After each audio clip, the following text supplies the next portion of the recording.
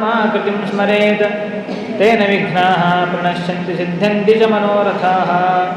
ಶ್ರೀ ಗುರುಭ್ಯೋ ನಮಃ. ಹರಿ ಓಂ.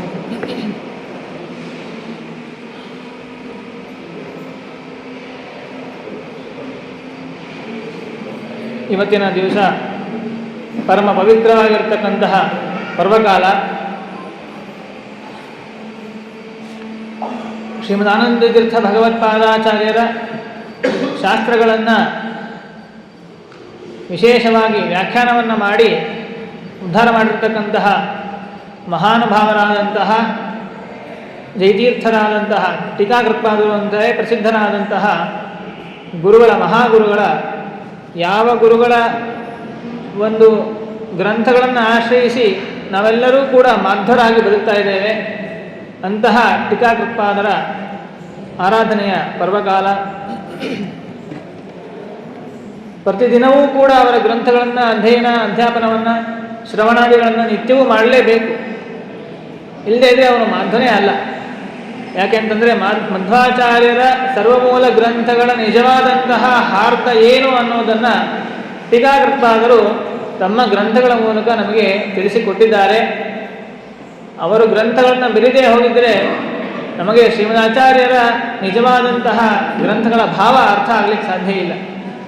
ಯಾಕೆಂತಂದರೆ ಕೇವಲ ಮಧ್ವಾಚಾರ್ಯರ ಗ್ರಂಥಗಳನ್ನು ನಾವು ನೋಡ್ತಾ ಹೋದರೆ ದಶ ಪ್ರಕರಣಗಳಿಗೆ ಬರೆದಂತಹ ಒಂದು ದಶ ಪ್ರಕರಣಗಳನ್ನ ಏನು ರಚನೆ ಮಾಡಿದ್ದಾರೆ ಶ್ರೀಮದಾಚಾರ್ಯರು, ಅದನ್ನು ಓದ್ತಾ ಹೋದರೆ ನಮಗೆ ಹಿಂದಿನ ವಾಕ್ಯಕ್ಕೂ ಮುಂದಿನ ವಾಕ್ಯಕ್ಕೂ ಏನು ಸಂಗತಿನೇ ಗೊತ್ತಾಗಲ್ಲ. ಯಾಕಿದು ಬರೆದಿದ್ದಾರೆ ಏನೂ ಗೊತ್ತಾಗೋದಿಲ್ಲ. ಟೀಕಾಕೃತ್ಪಾದರು ವ್ಯಾಖ್ಯಾನವನ್ನು ರಚನೆ ಮಾಡಿದ್ದಾರೆ ಅನ್ನೋ ಸಲುವಾಗಿ ನಮಗೆ ಅದ್ಭುತವಾಗಿ ಹಿಂದಿನ ಮುಂದಿನ ವಾಕ್ಯಗಳಿಗೆ ಸಂಗತಿ ಇದೆ, ಇಷ್ಟೆಲ್ಲ ಗೂಢಾಭಿಪ್ರಾಯವನ್ನು ಇಟ್ಟುಕೊಂಡು ಟೀಕಾಕೃತ್ಪಾದರು ಶ್ರೀಮದಾಚಾರ್ಯರು ವಾಕ್ಯ ರಚನೆಯನ್ನು ಮಾಡಿದ್ದಾರೆ ಅಂತ ಹೇಳಿ ನಮಗೆ ಗೊತ್ತಾಗ್ತದೆ. ಆದ್ದರಿಂದ ಆನಂದತೀರ್ಥೋಪದಿಷ್ಟೋ ನಿಧಿ ನಾರಾಯಣಾಹ್ವಯ ಪ್ರದರ್ಶಿತೋ ಏನ ಸಮ್ಯಕ್ ಜಯತೀರ್ಥಂ ತಮಾಶ್ರಯೇ. ಶ್ರೀಮದಾಚಾರ್ಯರ ಗ್ರಂಥಗಳಲ್ಲಿ ಇರ್ತಕ್ಕಂತಹ ಪರಮಾತ್ಮನ ನಿಜವಾದಂತಹ ಸ್ವರೂಪ, ಆ ಭಗವಂತನ ತತ್ವ ಅದು ತಿಳಿಯಬೇಕು ಅಂತಂದರೆ ನಾವು ಜಯತೀರ್ಥರನ್ನು ಆಶ್ರಯಿಸಲೇಬೇಕು. ಅವರು ಮಧ್ವಾಚಾರ್ಯರು ಬಂದು ನಮಗೆ ಒಂದು ದೊಡ್ಡ ನಿಧಿಯನ್ನು ಕೊಟ್ಟು ಹೋಗಿದ್ದಾರೆ. ಇಲ್ಲಿ ನಿಧಿ ಇದೆ ಅಂತ ತೋರಿಸಿದ್ರು. ನಾವು ಅದನ್ನು ಅಗದು ನೋಡಿದ್ವಿ. ದೊಡ್ಡ ನಿಧಿ, ಬಂಗಾರದಿಂದ ತುಂಬಿದಂತಹ ದೊಡ್ಡ ಪೆಟ್ಟಿಗೆ ಅದು ಸಿಕ್ತು. ಆದರೆ ಅದು ಬೀಗ ಹಾಕಿಬಿಟ್ಟಿದೆ. ಅದನ್ನು ನಾವು ಪಡೀಲಿಕ್ಕೆ ಸಾಧ್ಯ ಇಲ್ಲ. ಬರೀ ಪೆಟ್ಟಿಗೆ ತೊಗೊಂಡು ಏನು ಮಾಡಬೇಕು? ಪೆಟ್ಟಿಗೆ ಒಳಗಡೆ ಇರುವಂತಹ ಸಂಪತ್ತು ಬೇಕು ನಮಗೆ. ಆ ಸಂಪತ್ತು ಬೇಕು ಅಂತಂದರೆ ಅದರ ಕೀಲಿ ಬೇಕು. ಆ ಕೀಲಿ ಕೈ ಯಾರ ಹತ್ರ ಇದೆ ಅಂತಂದರೆ ಟೀಕಾಕೃತ್ಪಾದರ ಹತ್ರ ಇದೆ. ಟೀಕಾಕೃತ್ಪಾದರು ತಮ್ಮ ಒಂದು ಗ್ರಂಥಗಳ ಮೂಲಕ ಆ ನಿಧಿಯನ್ನು ತೆಗೆದರೆ ಒಳಗಡೆ ಇರುವಂತಹ ನಾರಾಯಣ ಎನ್ನುವಂತಹ ನಿಧಿ ನಮಗೆ ಸಿಗ್ತದೆ. ಲೌಕಿಕವಾದ ಸಂಪತ್ತು ಒಂದು 4 ದಿವಸ ಅದನ್ನು ಅನುಭವಿಸಿದ್ರೆ ಅದು ನಾಶ ಆಗಿಬಿಡುತ್ತೆ. ಆದರೆ ಭಗವಂತ ಎನ್ನುವಂತಹ ಸಂಪತ್ತು, ಭಗವಂತ ಮೋಕ್ಷ ಪರ್ಯಂತವಾಗಿಯೂ ಕೂಡ ಭಗವಂತ ನಮ್ಮನ್ನು ರಕ್ಷಣೆ ಮಾಡ್ತಾನೆ, ಉದ್ಧಾರ ಮಾಡ್ತಾನೆ. ಮೋಕ್ಷವನ್ನು ಕೊಟ್ಟು ಮೋಕ್ಷದಲ್ಲೂ ಕೂಡ ಆನಂದವನ್ನು ಕೊಡ್ತಕ್ಕಂತಹ ಸಾಕ್ಷಾತ್ ಸರ್ವೋತ್ತಮನಾದಂತಹ ಭಗವಂತನ ಜ್ಞಾನವನ್ನು ನಮಗೆ ಮಾಡಿಸಿಕೊಡ್ತದೆ. ಅಂತಹ ಸರ್ವಮೂಲ ಗ್ರಂಥಗಳಿಗೆ ಟೀಕೆಯನ್ನು ರಚನೆ ಮಾಡ್ತಾರೆ. ಅಂತಹ ಟೀಕಾಕೃತ್ಪಾದರ ಒಂದು ಆರಾಧನೆ ನಿಮಿತ್ತವಾಗಿ ಅವರ ಚರಿತ್ರೆಯನ್ನು ಎಲ್ಲರಿಗೂ ಕೂಡ ಈ ವಿಷಯ ತಿಳಿದೇ ಇರ್ತದೆ. ಆದರೂ ಕೂಡ ಮತ್ತೆ ಮತ್ತೆ ಅದನ್ನು ಮೆಲುಕು ಹಾಕಬೇಕು. ಎಷ್ಟು ಅದರ ಬಗ್ಗೆ ನಾವು ಚಿಂತನೆ ಮಾಡಿದ್ರೂ ಕೂಡ ಅದು ಕಡಿಮೆನೇ ಇದೆ. ಯಾಕೆಂತಂದರೆ ಲೌಕಿಕರ ಬಗ್ಗೆ ನಾವು ಜಾಸ್ತಿ ತಲೆ ಕೆಡಿಸ್ಕೊಳ್ಳೋದಿಲ್ಲ. ಇದ್ರು ನಮ್ಮ ತಾತ ಇದ್ರು ನಿಮ್ಮ ಪೂರ್ವಜರು ಇದ್ರು ಅವ್ರೇನು ಮಾಡಿದ್ರು? ಒಬ್ಬ ವ್ಯಕ್ತಿ ಸಾಮಾನ್ಯವಾಗಿ ಸಮಾಜದಲ್ಲಿ ದೊಡ್ಡವನಾಗಬೇಕು ಅಂತಂದರೆ ಅವನು ಎಷ್ಟು ಸಮಾಜಕ್ಕೆ ಉಪಕಾರವನ್ನು ಮಾಡಿದ್ದಾನೆ ಅನ್ನೋದರ ಮೇಲೆ ಅದನ್ನು ನಾವು ಅಳಿತೇವೆ. ಹೆಚ್ಚೆಚ್ಚು ಸಮಾಜಕ್ಕೆ ಉಪಕಾರವನ್ನು ಮಾಡಿದರೆ ಅವ ವ್ಯಕ್ತಿ ದೊಡ್ಡವನಾಗ್ತಾ ಹೋಗ್ತಾನೆ. ಆದ್ದರಿಂದ ಟೀಕಾಕೃತ್ಪಾದರು ಮಾಡಿರ್ತಕ್ಕಂಥ ಉಪಕಾರವನ್ನು ನಾವು ಎಷ್ಟು ಸ್ಮರಣೆ ಮಾಡ್ತೀವೋ ಅಷ್ಟು ಅವರ ವ್ಯಕ್ತಿತ್ವದ ಬಗ್ಗೆ ನಮಗೆ ಪರಿಚಯ ಆಗ್ತಾ ಹೋಗ್ತದೆ. ಅವರ ಮೇಲೆ ಭಕ್ತಿ ಬರ್ತದೆ. ಮಹಾತ್ಮ ಜ್ಞಾನ ಜಾಸ್ತಿ ಆದಷ್ಟು ಭಕ್ತಿ ಜಾಸ್ತಿ ಆಗ್ತದೆ. ಮಹಾತ್ಮ ಜ್ಞಾನಪೂರ್ವಸ್ತು ಸುದೃಢ ಸರ್ವತೋದಿಕ ಸ್ನೇಹ ಭಕ್ತಿ ಪ್ರೋಕ್ತ. ಒಬ್ಬರ ಮೇಲೆ ಸ್ನೇಹ ಗೌರವಗಳು ನಮಗೆ ಬರಬೇಕು ಅಂತಂದರೆ ಅವರ ಗುಣಗಳನ್ನು ನಾವು ತಿಳ್ಕೋಬೇಕಾಗ್ತದೆ. ತಿಳ್ಕೊಂಡಷ್ಟು ನಮಗೆ ಅವರ ಮೇಲೆ ಭಕ್ತಿ ಬರ್ತದೆ. ಗುರುಭಕ್ತಿ ಅದರಿಂದ ಏನು ಮುಕುಂದ ಭಕ್ತಿ ಗುರುಭಕ್ತಿ ಜಾಯಿ, ಗುರುಗಳ ಮೇಲೆ ಭಕ್ತಿ ಜಾಸ್ತಿ ಆದ ಹಾಗೆ ಪರಮಾತ್ಮನಲ್ಲಿ ಭಕ್ತಿ ಬರ್ತದೆ. ಭಗವಂತನ ಭಕ್ತಿಯೇ ಮುಖ್ಯವಾದಂತಹ ಉದ್ದೇಶ ನಮಗೆ. ಅದರಿಂದಲೇ ಮೋಕ್ಷ. ತಯಾ ಮುಕ್ತಿರ್ ನಚಾನ್ಯಥ. ಭಗವಂತನ ಭಕ್ತಿ ಇಲ್ಲದೆ ಹೋದರೆ ಮೋಕ್ಷ ಇಲ್ಲ. ದೇವರ ಭಕ್ತಿ ಬರಬೇಕು ಅಂತಂದರೆ ಗುರುಗಳಲ್ಲಿ ಭಕ್ತಿ ಬರಬೇಕು. ಗುರುಭಕ್ತಿ ಬೇಕು ಅಂತಂದರೆ ಗುರುಗಳ ಮಹಿಮೆಯನ್ನು ಶ್ರವಣ ಮಾಡಬೇಕು. ಹಾಗಾಗಿ ಎಷ್ಟೆಷ್ಟು ನಾವು ಗುರುಗಳ ಮಹಿಮೆಯನ್ನು ನಿತ್ಯವೂ ಶ್ರವಣ ಮಾಡ್ತಾ ಹೋಗ್ತೇವೋ ಅಷ್ಟೆಷ್ಟು ಗುರುಗಳ ಭಕ್ತಿ ಜಾಸ್ತಿ ಆಗ್ತಾ ಹೋಗುತ್ತೆ. ಗುರುಗಳ ಮೇಲೆ ಭಕ್ತಿಯನ್ನು ಮಾಡಿ ಅವರ ಸೇವೆಯನ್ನು ಮಾಡಿದಾಗ ಅದು ಭಗವಂತನ ಭಕ್ತಿಗೆ ಕಾರಣವಾಗ್ತದೆ. ನಾವೇ ಪ್ರಯತ್ನ ಮಾಡ್ತೀವಿ ದೇವರ ಮೇಲೆ ಭಕ್ತಿ ಬರಲಿಕ್ಕೆ ಅಂದರೆ ಸಾಧ್ಯ ಇಲ್ಲ. ಭಕ್ತಿ ಅನ್ನೋದು ಭಗವಂತನೇ ಕೊಡಬೇಕು. ಜಮೈವೇಶ ಗೃಹಣತೆ ತೇನ ಲಭ್ಯ ತಸ್ಸೇಷ ಆತ್ಮ ವಿವೃಣತೆ ತನುಂ ಸ್ವಾಂ. ತನ್ನನ್ನು ನಾನು ಇವನನ್ನು ಉದ್ಧಾರ ಮಾಡಬೇಕು ಅಂತ ಯಾರನ್ನ ಭಗವಂತ ಕೈ ಹಿಡಿತಾನೋ ಅವನು ಉದ್ಧಾರ ಆಗ್ತಾನಷ್ಟೇ ಹೊರತು ನಾಯಮಾತ್ಮ ಪ್ರವಚನೇನ ಲಭ್ಯ ನ ಮೇಧಯಾನ ನ ಭುವನಾಶ್ರುತೇನ. ನಾವು ಹೆಚ್ಚೆಚ್ಚು ಅಧ್ಯಯನ ಮಾಡ್ತೀವಿ, ನಾವು ಪ್ರವಚನ ಮಾಡ್ತೀವಿ, ನಾನು ತಿಳ್ಕೊಂಡಿದ್ದೀನಿ ಅಂತಂದರೆ ಅದರಿಂದ ಉಪಯೋಗ ಇಲ್ಲ. ಭಗವಂತ ಮೆಚ್ಚಬೇಕು, ಭಗವಂತನ ಅನುಗ್ರಹ ಆಗಬೇಕು, ಆವಾಗಲೇ ನಮ್ಮ ಉದ್ಧಾರ ಆಗ್ತದೆ ಅನ್ನೋದನ್ನು ತಿಳ್ಕೊಂಡು ಟೀಕಾರಾಯರು ಹಿಂದಿನ ಜನ್ಮದಲ್ಲಿ ಏನಾಗಿದ್ದರು ಅವರ ಚರಿತ್ರೆಯನ್ನು ವಿಸ್ತಾರವಾಗಿ ವ್ಯಾಸತೀರ್ಥರು ಬೃಹತ್ ಜಯತೀರ್ಥ ವಿಜಯದಲ್ಲಿ ವಿಸ್ತಾರವಾಗಿ ವರ್ಣನೆ ಮಾಡಿದ್ದಾರೆ. ಛಲಾರಿ ಸಂಕರ್ಷಣಾಚಾರ್ಯರು ಕೂಡ ಅವರು ಒಂದು ಕಾವ್ಯವನ್ನು ರಚನೆ ಮಾಡ್ತಾರೆ, ಗುರ್ಜಾಲಾಚಾರ್ಯರು ಮಾಡ್ತಾರೆ. ಅನೇಕ ಕೃತಿಗಳಿಂದ ನಾವು ಅವರ ಚರಿತ್ರೆಯನ್ನು ತಿಳ್ಕೋಬಹುದು. ಪೂರ್ವಜನ್ಮದಲ್ಲಿ ಟೀಕಾಕೃತ್ಪಾದರು ಎತ್ತಾಗಿ ಅವತಾರ ಮಾಡ್ತಾರೆ. ಶ್ರೀಮಾನಿಂದ್ರ ಸುಧೀಮಾನ್ ಗಿರೀಶಮುಖಸುರೈ ಪ್ರಾರ್ಥ್ಯಮಾನಂ ಸುಶಾಸ್ತ್ರಂ ಶ್ರೋತುಂ ದ್ವೇಗಾಗ್ರಬುದ್ಧ್ಯ ವೃಷಭತನುರಭೂತ್ ಶ್ರೀಮದಾನಂದ ತೀರ್ಥಾತ್ ಧೃತ್ವಾ ತತ್ಶಾಸ್ತ್ರಭಾರಂ ಪ್ರತಿದಿನಮಶ್ನೋತ್ ವಾಚ್ಯಮಾನಂ ಸುಶಾಸ್ತ್ರಂ ಪ್ರಾಂತೇಸು ಸೂಪವಿಶ್ಯ ದ್ವಿಜಗಣಸಹಿತಃ ಗ್ರಂಥಭಾವಂ ದಧಾನಃ. ಎತ್ತಾಗಿ ಅವತಾರ ಮಾಡಿದ್ರಂತೆ ಅವರು. ಯಾಕೆ ಅಂತಂದರೆ ಶ್ರೀಮದಾಚಾರ್ಯರ ಮುಖದಿಂದ ಸಾಕ್ಷಾತ್ತಾಗಿ ನೇರವಾಗಿ ಶಾಸ್ತ್ರ ಶ್ರವಣ ಮಾಡಬೇಕು ಅನ್ನೋ ಸಲುವಾಗಿ. ಅಲ್ಲ, ಶಾಸ್ತ್ರ ಶ್ರವಣ ಮಾಡಬೇಕಾದ್ರೆ ಒಳ್ಳೆ ಪುರುಷರಾಗಿ ಅವತಾರ ಮಾಡುವ ಮನುಷ್ಯ ದೇಹವನ್ನು ತಗೋಬೋದಾಗಿತ್ತು. ಒಳ್ಳೆ ಬ್ರಾಹ್ಮಣ ಜನ್ಮವನ್ನು ಸ್ವೀಕಾರ ಮಾಡಿ ಅವರ ಮುಖದಿಂದ ಶಾಸ್ತ್ರ ಶ್ರವಣ ಮಾಡಲಿಕ್ಕೆ ಅವಕಾಶ ಇತ್ತಲ್ಲ, ಎತ್ತಾಗಬೇಕು ಯಾಕೆ ಅಂತ ಅಂದರೆ ಅದೇ ಕಾರಣ ಕೊಡ್ತಾರೆ. ಶ್ರೋತುಂ ದ್ವೇಗಾಗ್ರ ಬುದ್ಧ್ಯ. ಮನುಷ್ಯನಾಗಿ ಹುಟ್ಟುಬಿಟ್ರೆ ಮುಗೀತು, ಅನೇಕ ರೂಪವಾದಂತಹ ವಿಘ್ನಗಳು ಬೆಳಿಬೇಕು. ಆರಂಭದಿಂದ ವಿದ್ಯಾಭ್ಯಾಸ ಮಾಡಬೇಕು, ಉಪನಯನ ಮಾಡ್ಕೋಬೇಕು, ಅಲ್ಲೆಲ್ಲ ಮತ್ತೆ ವೇದೋಕ್ತ ಕರ್ಮಾನುಷ್ಠಾನ ಮಾಡಬೇಕು. ಹೀಗೆ ಮತ್ತೆ ಮದುವೆ ಮುಂಚೆ ಮಕ್ಕಳು, ಅನೇಕ ಸಾಂಸಾರಿಕವಾದಂತಹ ವಿಘ್ನಗಳು ಬರ್ತದೆ ಮನುಷ್ಯ ಜನ್ಮ ಆದರೆ. ಅದ್ಯಾವುದು ಪ್ರಾಣಿಯಾಗಿ ಹುಟ್ಟುಬಿಟ್ರೆ ಅದ್ಯಾವುದು ಇರೋದೇ ಇಲ್ಲ, ಸುಖ ಅಂದಮೇಲೆ ನಾವು ಪ್ರಾಣಿಯಾಗಬೇಕು ಅಂತ ಬಯಸಬೇಕು ಅಂತ ಅರ್ಥ ಅಲ್ಲ. ಅವರು ಯಾಕೆ ಎತ್ತು ಜನ್ಮ ತಾಳಿದ್ರು ಅನ್ನಲಿಕ್ಕೆ ಇದು ಕಾರಣ ಕೊಟ್ಟಿದ್ದಾರೆ ಹೊರತು ನಮಗೂ ಎತ್ತು ಜನ್ಮನೇ ಬರಲಿ ಅಂತ ಹೇಳಿ ನಾವು ಬಯಸಬಾರ್ದು. ನಮಗೆ ಮನುಷ್ಯ ಜನ್ಮ ಭಗವಂತ ಕೊಟ್ಟಿದ್ದಾನೆ.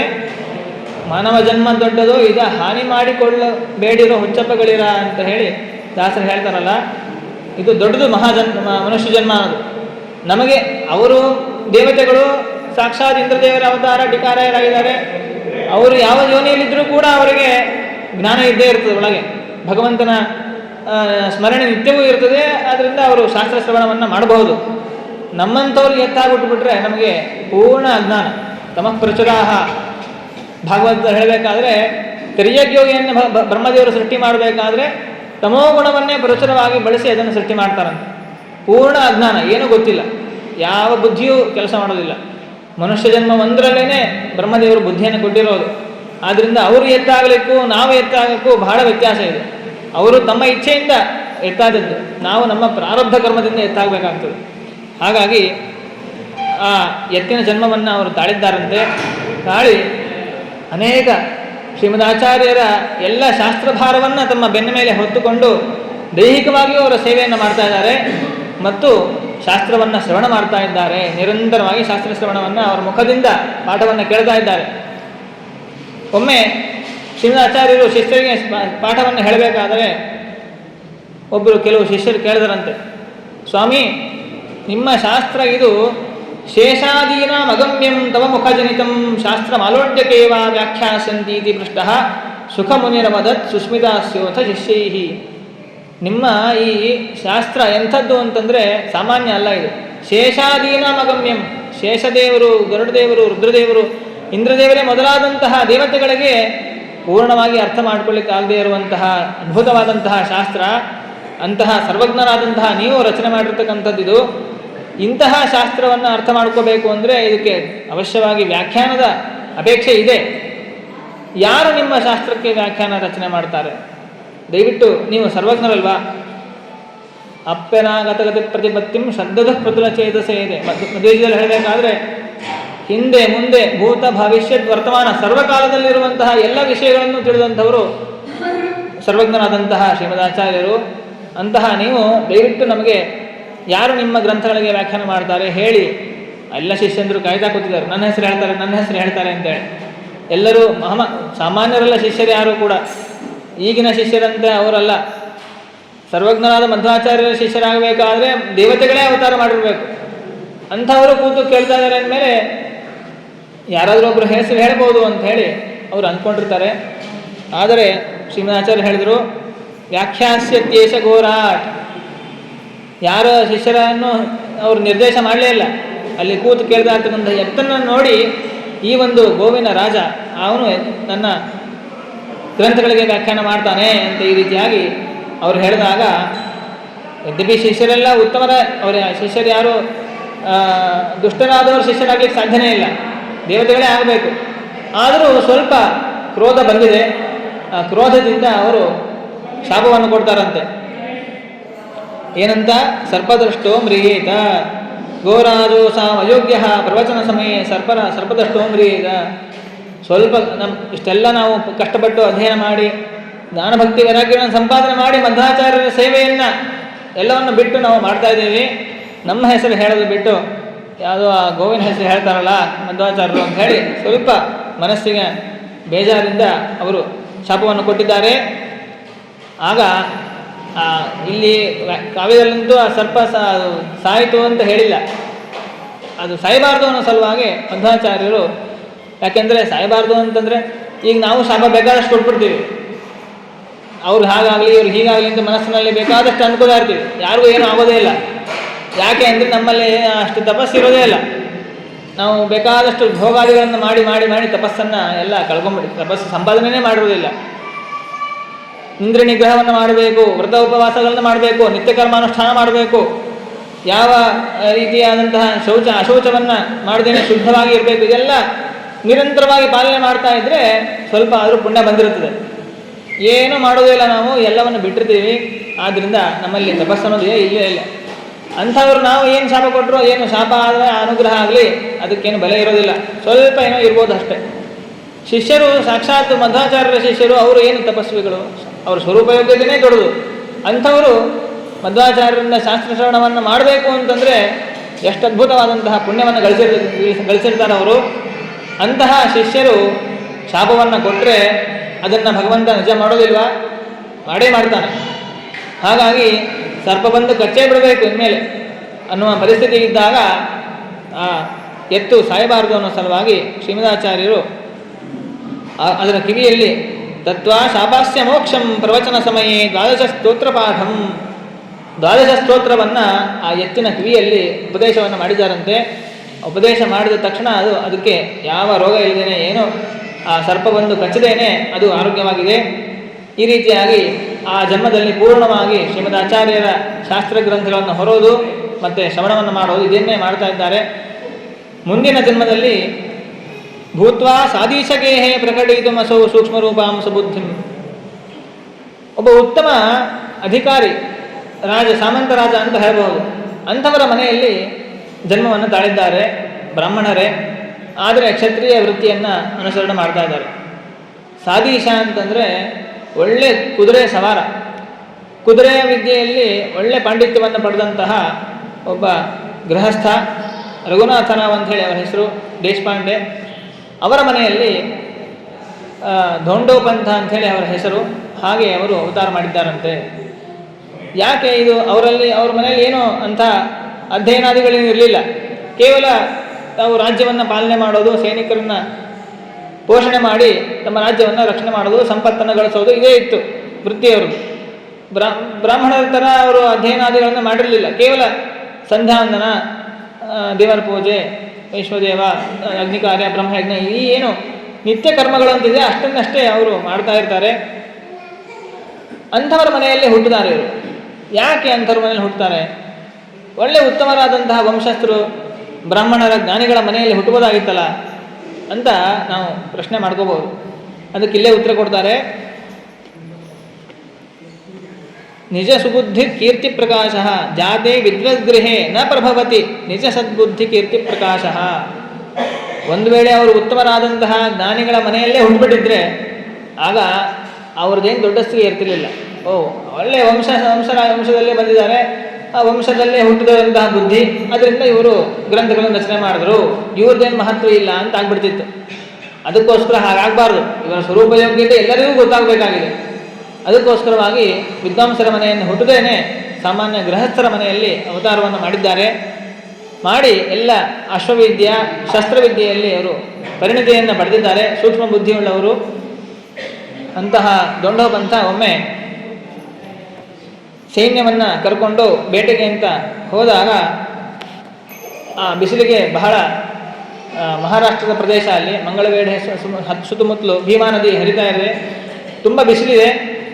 ತಮ್ಮ ಒಂದು ಕೌಶಲವನ್ನು, ಅಶ್ವವಿದ್ಯೆಯ ಕೌಶಲವನ್ನು ತೋರಿಸಬೇಕು ಅನ್ನೋ ಸಲುವಾಗಿ ಆ ಭೀಮಾ ನದಿ ಒಳಗೆ ಸಾಕ್ಷಾತ್ ಕುದುರೆಯ ಸಮೇತವಾಗಿ ಪ್ರವೇಶವನ್ನು ಮಾಡ್ತಾರೆ. ಮಾಡಿ ಆ ಬಾಯನ್ನು ಹಚ್ಚಿ ನೀರನ್ನು ಕುಡಿಲಿಕ್ಕೆ ಶುರು ಮಾಡ್ತಾರೆ. ಇಂತಹ ಒಂದು ಪ್ರಸಂಗದಲ್ಲಿ ಆ ನದಿಯ ತೀರದಲ್ಲಿ ಕೂತಿರ್ತಾರೆ ಯಾರು? ಶ್ರೀಮದ್ ಅಕ್ಷೋಭ್ಯ ತೀರ್ಥರು. ಅಕ್ಷೋಭ್ಯ ತೀರ್ಥರು ಅವರು ಪ್ರಾತಃ ಅನೇಕ ನದಿಗಳನ್ನು ಮಾಡ್ತಾ ಅಲ್ಲಿ ಇರ್ತಾರೆ. ಅವರನ್ನು ನೋಡ್ತಾರೆ. ನೋಡಿದ ತಕ್ಷಣ ಅವರ ಮುಖದಲ್ಲಿ ಸಹಜವಾಗಿ ಒಂದು ಮಾತು ಬರುತ್ತದೆ. ಕಿಂ ಪಶು ಪೂರ್ವದೇಹೇ, ನೀನೇನಪ್ಪ ಹಿಂದಿನ ಜನ್ಮದಲ್ಲಿ ಪಶುವಾಗಿದೆಯಾ? ಪಶುವಿನಂತೆ ನೀರು ಕುಡಿತಾ ಇದೆಯಲ್ಲ. ಬ್ರಾಹ್ಮಣರಾದವರು ಅಥವಾ ಮನುಷ್ಯರಾದವರು ಈ ರೀತಿ ಕುಡಿಯೋದಿಲ್ಲ. ಮನುಷ್ಯರಾದವರು ಯಾರೇ ಆಗಿರಬಹುದು, ಅವರು ಕೈಯಿಂದಲೋ ಅಥವಾ ಪಾತ್ರೆಯಿಂದಲೋ ನೀರನ್ನು ಕುಡಿತಾರೆ. ನೀನು ಮಾತ್ರ ಬಾಯೇ ಹಚ್ಚಿ ನದಿಗೆ ನೀರನ್ನು ಕುಡಿತಾ ಇದೆಯಲ್ಲ, ಇದು ನಿನಗೆ ಯೋಗ್ಯವಾದ ಸಂಸ್ಕಾರ ಅಲ್ಲ, ಪಶುವಿನಂತೆ ವರ್ತನೆ ಮಾಡ್ತಾ ಇದೆಯಾ ಅಂತ ಈ ರೀತಿ ಹೇಳ್ತಾರಂತೆ.